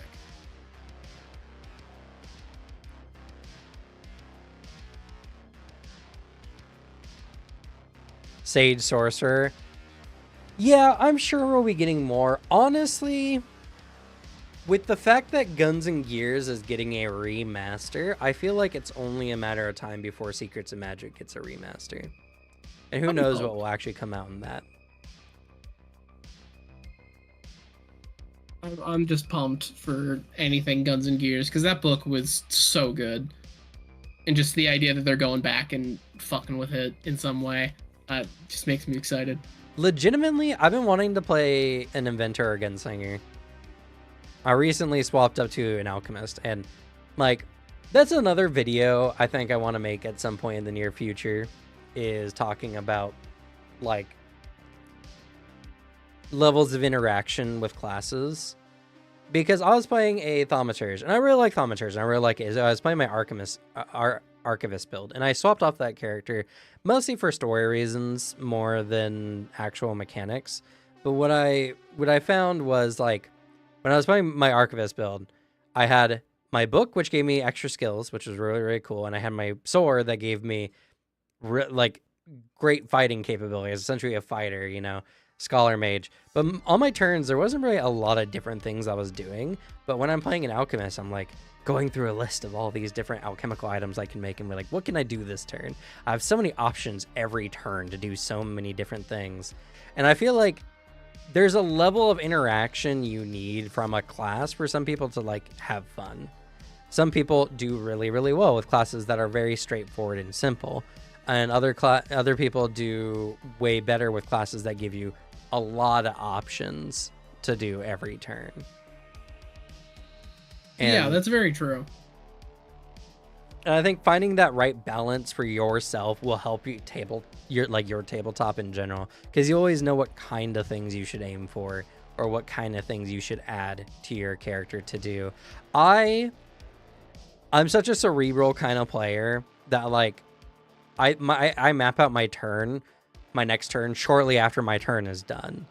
And so if there's not a lot of options for me to kind of like mull over in my head, then I don't really have a lot to think about from turn to turn. And so it's really easy for my brain to just turn off, because it's like, I already know what I'm doing next turn and not a lot can change that. Versus playing as a class where it's just like, oh, this happens. Okay, I know what I could do with that now. Like, I have an option in case something happens, you know? So there's definitely, I think, some levels of like stimulation certain people need from classes in order to like really enjoy themselves. And I just happen to be on the higher end, but I feel like there's some people who get overwhelmed. I know a lot of people who get overwhelmed by having too many options. And so, you know, it's important to like pick a class that isn't going to give you too many things to do. The sheer number of people I watched play Adventures League play a Warlock, and Warlock, to be fair, doesn't have a ton of options to say, but they still have more options than like a fighter, for instance. And they were probably more suited for like a fighter than they were for a Warlock. Yeah. It's just the want to be like that class aesthetic. Yeah, they want to be the edgy Warlock character, you know. Had a player who is so obsessed with playing a secretly evil character terribly. And yeah, it's just like, you're not big brain enough for any of this. Everything you're trying to do, I'm sorry, but you're just, people already know what you're doing before even you do. You probably should just play something simpler. That, and like if you're gonna do that, you gotta play very smart, carefully, and it should probably also know how to play a character after doing it for like a year and a half. That's my other hot take. You can tell we're talking about one person in particular. Yes. I also have that critique for people who were playing. I've played D&D with for years, and I have one person, love him to death, such a great guy, but I will now even ruthlessly make fun of him for how many times he asked me how to make an attack roll. Yeah, and it's like, and it's that was like year 2 of D&D 5e. I'll like make fun of him for the fact I'm like, my man. Yeah. So, you know, he's a great friend of mine. Also, the worst part, he's an excellent Warhammer 40k player, so it is not a game proficiency thing. I just think there's a weird mental block in TTRPG specifically. Yeah, just can't comprehend the concept of setting up rolls. I don't know, it's just something. And then that was the part where after like the 100th time he asked me, I'm like, my man, there is a line, boom, boom, boom. And I pointed on his sheet. He's like, I'm sorry. And I'm like, you're not sorry. You would, if you were sorry, you'd fix the problem. Like, full joking, because he's a great friend. But yeah, it was, and then he's also the guy that told me something that I found so funny. Was he wanted to play a it was the what are they in 5e, the fucking robot inventors. Oh, what do they call inventors in that? Right. He was playing an inventor, and he had a robot companion subclass. That's what he was. Right. He made a robot dog, but he never used the robot dog because, or never used it well because he, and then I told him that. I'm like, hey man, I keep reminding you, you got like you have other actions you can do. You got Artificer. There it is, Artificer. Like, you have a companion, you can do stuff. He's like, I know, it's just, it's really hard to like do that. Like, and he told me that he like looks up at me and he's like, because I was standing, I usually stand when I GM, and he looks up at me and he's like, it's just like, I don't know, man, you don't get it. It's just really hard to run 2 characters in a combat. As I'm running a giant combat encounter in that moment, I'm like, yeah, just 2 characters. And then right when I say that, he immediately knows what, like, that he said something stupid. Like, oh, yeah, I love that. I love that. At least it's with the people I am talking about and later in my life are self-aware about it, and I can make fun of them, and then they will laugh about it too. Good. So I'll take that. Good. Yeah, yeah. I mean, yeah, and that's the thing, right? There's just all levels of players, and that's what makes tabletop hard. Is there's all levels of players in a genre of you can do anything you set your mind to. And some people are building Lego castles, and other people are playing checkers, and it's just like, we're not playing the same game. We're doing very different things. And like that's one of the types of players I think about when I have multiple that are also on like that vibe of casual TTRPG player. Like, I have others who also were never the greatest at like learning D&D. I had like the whole spectrum when I was playing it in person in college. But like that's what I think about whenever I think of like people learning the game, and whenever I've talked about on here in older episodes of this, saying that there are just people who have like that block in like learning the game. Either it's like a willful don't want to learn, or there's just something there. Because that person in particular, like that friend, he's a guy where he's like one of the best strategy game players I know. He is a fucking god in like strategy RTS stuff. High level thinking he's good at. He's great at war games. He's really good at that. It is just tabletop RPGs. Like, that is it. There's just like a mental block. And then I then also played with a person who I'll be meaner about, who I think liked the aesthetic of playing D&D and then never paid attention to any aspect of the game ever. Yeah. And then had other people, myself or their boyfriend, pilot their character basically. And that is the other type of casual player. And I don't like saying the idea of like somebody liking the aesthetic of playing D&D, but there's no other way I can put it because that feels really gatekeepery. But that is the truth of what they were doing. Well, yeah, and I think that Phoenix raises a good point as well. As like if you're a year in and they haven't learned something so basic, are they actually just wanting to be there? Like, I think there's a level of reasonable expectation of investing in whatever your group is doing, you know? Yeah. Like, if you're running a weekly game, there's the expectation that people show up, sure, but also it's a game you're playing all the time. Obviously, people care about this. Whoever's running the game is putting a lot of effort into this. You should be respectful and actually invest and pay attention to the game and not just be there, be present, you know? Yeah. There has to be some level of commitment. Yeah, it'll always depend on the vibe of the game, because that game in particular was a large group of us who were using D&D as a vessel to hang out. Like, that was the goal. And so the goal was achieved in meeting every week. And because we did that, like, cool.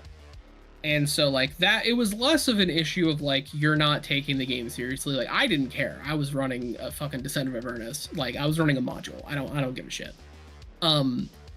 And like, it's fine. I also do agree. I think if it was in a different game, in a different setting, I would 100% be like, that is my question. I'm like, why do you want to be here?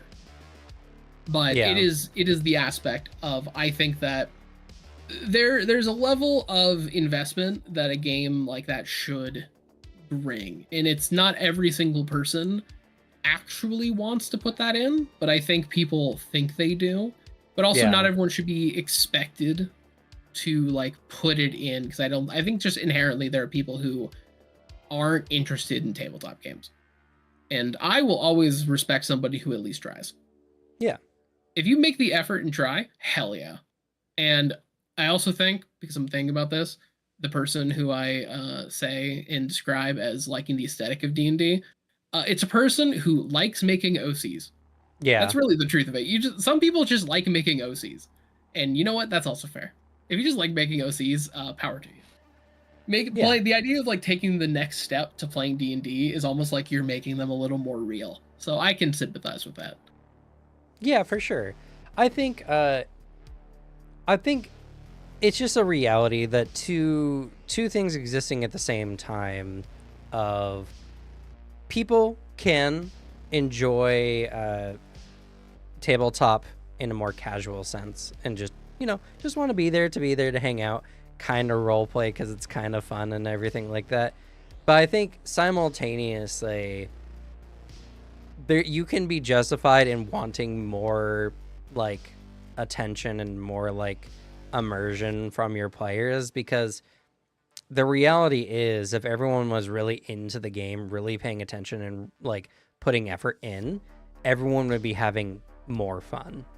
And so it's people are allowed to enjoy a tabletop casually, but people are also allowed to want more out of their tabletop. And you just have to come to terms with the fact that like reality is not fair and you can't pick and choose all your friends necessarily. I've had to like bioengineer all my friends into being tabletop nerds over the course of the last decade or so, because like I'm lucky. I have a lot of friends who really, really like tabletop now, and I don't know if it's just I happen to find a lot of people who like tabletop, or I've molded them into people who like tabletop. I did. Don't know. It works. I will tell you full disclosure. I really liked your style of it, and I was wanting that style of it before you invited me to home games. Yeah. Because I know that like because I invited a buddy of mine to Adventure League before I did all that. Mm-hmm. Because him and I are opposite types of players. He is a build first person because he comes from ARPGs and like that style of play. The hyper build like micromanage RPGs. Right. I come from like a lot more narrative based stuff. That's my background in games and all that.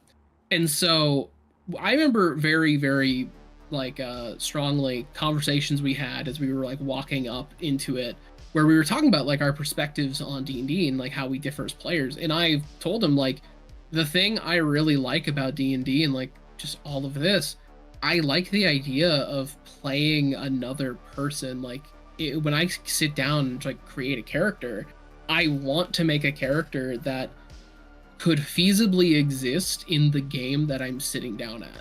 Like that is my goal. I want to make a person who could exist in real life, and that is verbatim what I've said for years. So like I said that at the start, and then your style happened to suit that. So that's what it was. Yeah. You lucked out. Like we both just lucked into like encountering each other. That's really like what happened there. Well, but see, that's the thing. My wife, best friend, most of the people we interact with all really like tabletop, all play tabletop multiple times a week. So, you know, like there's just a lot of people. It's either a lot of convenience or like convenient situations or some other factor. And like I think it's an interesting conversation. Despite I think there's so many different perspectives of me and what I like in tabletop from other people, because I feel like a lot of the online perspective is I'm a very like mechanically focused individual because that's the thing I talk about the most. But for a lot of my close friends, I think the opposite would be true. I'm a very narratively driven person. And the reality is I like both equally a lot. I will tell a heart-rending story with you. I will make you care about your characters. I'll invent an entire town of people for you to interact with in a narrative sense. And there's been many sessions that we have not rolled any dice because it's just all story and everyone enjoyed it. But I also think about constantly how mechanics can interact with tabletop and be in games and everything like that. And I feel like what makes tabletop fun is the bringing together of these two things of, can I tell a really interesting story? Can I be in a world that has rules and interact with those rules, figure those out to tell really, really interesting stories? I think it's more of like, not even like these are two separate camps. I think it's purely like, if I had to summarize your taste and style as reductive as possible, it would be, you want choice to have consequence. Yes. Be it like a mechanical or narrative. If you are doing a thing, interacting with a narrative or a mechanical thing, it has to mean something. Yes. And like feel like it's meaning something. So that's how I'd put it. I think that's very, very accurate. I think that's probably the cleanest interpretation I think I would have of my style is I want consequence, because the thing is like consequence are inherently narrative, I think. The reason why your character can or cannot do an action can be expressed in roleplay and thus made interesting. That's why I love games that give you like disadvantages, for instance. Yeah, it can be expressed narratively, and then also the consequence of that can also just be then later expressed mechanically. Like it's a clean mixture of both, because I also am like, I don't like fully the line in the sand that's like, you're either like the game or you like the narrative. It's like, no, I like both. Yeah, I like both. It just depends on what parts you fully put your stock into. Because like there are parts of the game where I'm like, I will shrug and be like, it's a game. And like that, there's parts that I will hand wave. But like, it's kind of like a broad spectrum of what you as a person kind of like enjoy. Because it's pretty much our conversation last week, which go check that out, by the way, people.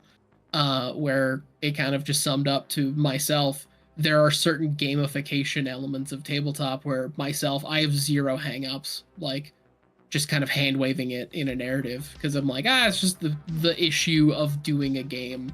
When you are in a game, be it video game or like a tabletop game, you just kind of have to deal with gamification, and so you just kind of got to work with it.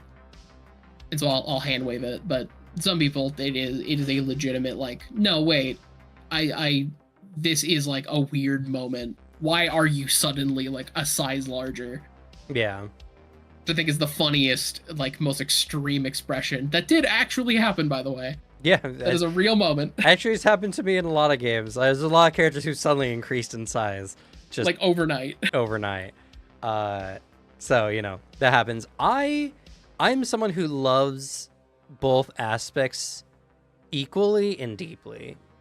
I want every reason to create interesting narratives. Like, the stories I like to tell are interesting, deep, and highly involved stories where your choices as the players changes a lot of things. And I have developed the talent of being able to improv instantaneously.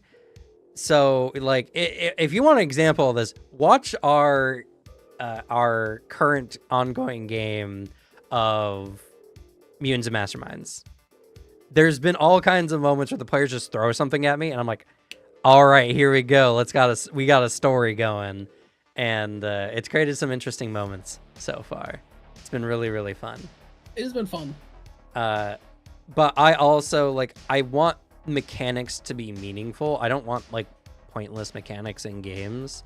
And I want it to be a thing where, like, because mechanics are the ways the players can most directly interact with a game setting, I feel like a high fidelity level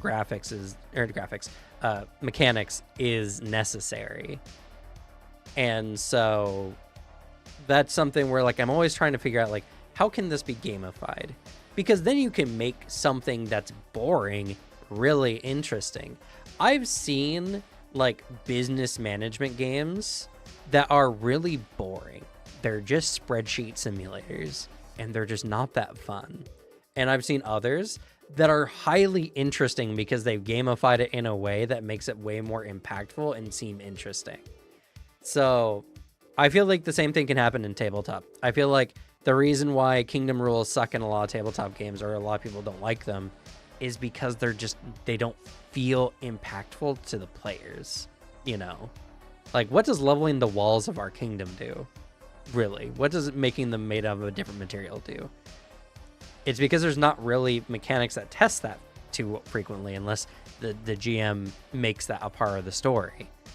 You know, but then the GM has to make a whole new, like, raid system just for testing your castle walls, which, you know, isn't fun. But what if you were playing a game where that was a part of the system?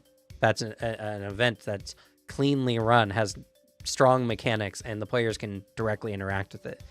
Then running the kingdom and making the castle, whatever, becomes a lot more interesting. So, you know, and that's the thing, like, that's why I really think, and Michael Sayer actually has the same perspective on it as I do as well, is there's not really a mechanic story division. Mechanics should be narratively evoking. Period. Mechanics should be in the service of a narrative, and the narrative should be provoking mechanics. Like, they should just be bouncing off each other. Yeah. And the more in depth and the more, like, the more fun those mechanics are to deal with, the more interesting it becomes for the players to interact with, you know? So, and, you know, I think it's purely a conversation that's coming up like this because people have just drawn a line in the sand almost, like, arbitrarily. I'm guilty of this too, by the way. I've fully said, like, I'm a narrative guy. I care about the narrative. But no, I care about mechanics. I care about a fun game. Yeah. But, like, it just depends on where... Yeah, like, people will just do that. But I think it just depends what parts of what, like, styles of game you enjoy. But, like, you know, they just... Everything working together is a proper, like, working machine. Yeah. So, you know, and I think a lot of people obviously kind of agree with that as well. I think it's just the hard part is, again, everyone has different levels of, like, enjoyment or enjoy different things. So what do you make mechanics? What do you not make mechanics? What are things you can hand wave? Because You can also just have fun with a game that has bare bone, almost nothing mechanics. We played Monster of the Week, which barely has mechanics as a system, and it was fun. I really enjoyed it. But I definitely liked something like Pathfinder more because there's just more to bite into and more to like get out of the system. But I also want to have a very evoking story moment. So it's just because one's rules line, one isn't, doesn't mean you can't have deep story. So I think it's overall and to tie back everything, and then we should end because we've already gone over. I think to tie everything back together, Tabletop with like the new Mythic rules and everything like that, I think it's very valid to look at that and be like, oh, this is all really cool. But to ask yourself, but what does that mean? Are the Mythic rules going to make campaigns shorter because players are getting too powerful and there's not really a end game mechanic to play against? Or is it going to expand it in some way? Maybe GMs are throwing more intricate challenges at party members who are more powerful and can't handle those things. I don't know. Honestly, we'll have to see. The new class archetypes are going to be really cool. A lot of new interesting ways that characters can be played. And each of these class archetypes are just different kind of character ideas that you really couldn't do as well before. Vindicator is now the best way if you want to play a more like occult hunter ranger than you could before. And same thing with the Seneschal. Seneschal is just a whole new story outline for Witch of like, I'm the patron now. I have witches and warlocks of my own under me. Like, that's kind of cool, and that didn't exist before, so. Yeah. Let me feel badass by letting my fighter break a force cage by sheer strength. Yes, if they found a way to do so mechanically. That's what I agree with. Is like, and that's what I want, is for players to find things, do certain kinds of builds that create for interesting story moments because you can. Like, that's what I think is really, really cool. But anyway, that's gonna be it for us. Thank you all for joining us. We had a lot of people joining in today. A lot of new people. Yeah. Definitely got some more videos coming up. I have a cleric video tomorrow, cleric build, which is gonna be really, really cool. Nice. And I'm gonna be trying to work on some other builds and kind of just mixing up the content a little bit up until this point. I feel like my presentation style in my last video was way better than it has been recently. So taking creative brain breaks by just making a video for fun for you is a good thing to do. I think so. Fun. I think so too. But what do you got going on, Alex? Yeah, I got my own channel. It's Glue Boy. If you like lore content, I got stuff on Warhammer 40k, Vampire the Masquerade, Lancer, Pathfinder, Trench Crusade, which I'm gonna have to do soon because they announced the Kickstarter date. Actually, it's coming. I think end of October. They're gonna launch the Kickstarter. For what? Sorry, I blanked. Trench Crusade. Oh, Trench Crusade. Sick. And it's when? I think it's end of October. Yeah, end of October. Yay. Right in the middle of all my War of Immortals stuff. It's a war game, so you I know, want to look into it too, though. Yeah, I'm just saying it's a different game, so you can at least like you don't have to cover it fully. At least I'm sure. It's very cool though. I'm very excited for it too. Though if you make a video on it, prepare for hordes of annoying people. Though it's great for engagement. Can attest. It's true, yeah. It works so well. So yeah, I'm gonna make some more videos on that. If you like the idea of World War I with demons, it's really cool. But yeah, I put out a video recently on the Sisters of Silence from Warhammer 40k, and I'm gonna make another video here soon. Should be out like probably, I don't know, like 4 or 5 days or so, on a very cool Space Marine successor chapter I discovered recently that I want more people to like. So yeah, go check out my stuff. It's very fun. Blue Boy, it's linked in Cam's YouTube. Honestly, funny enough, since Space Marine 2, I've been more interested in like the successor chapters and all that kind of stuff. There's a lot of cool ones. Like They touched on very, very briefly some of the fun ones. There's one that if I find enough juice in it, I'll have to cover. I think they're called the Sons of Dorn or something. They're my favorite Space Marine successor chapter because their entire thing is Ultramarines are too much of pussies to be Ultramarines. That's super we follow the Codex better than you. We kill word bearers better than you, and that is their entire personality. It's just being annoying and trying to one up Ultramarines. As the Ultramarines are just like, yeah, man, like they're just like uncomfortable the whole time. Like they don't acknowledge the existence of the Sons of Dorn at all. It's so funny. Oh yeah, and I think it's true. I will be talking about Dragon's Demands at some point in the near future as well. Because that's interesting. I'm super excited to see a Pathfinder 2nd Edition video game of some form or fashion. So, yeah.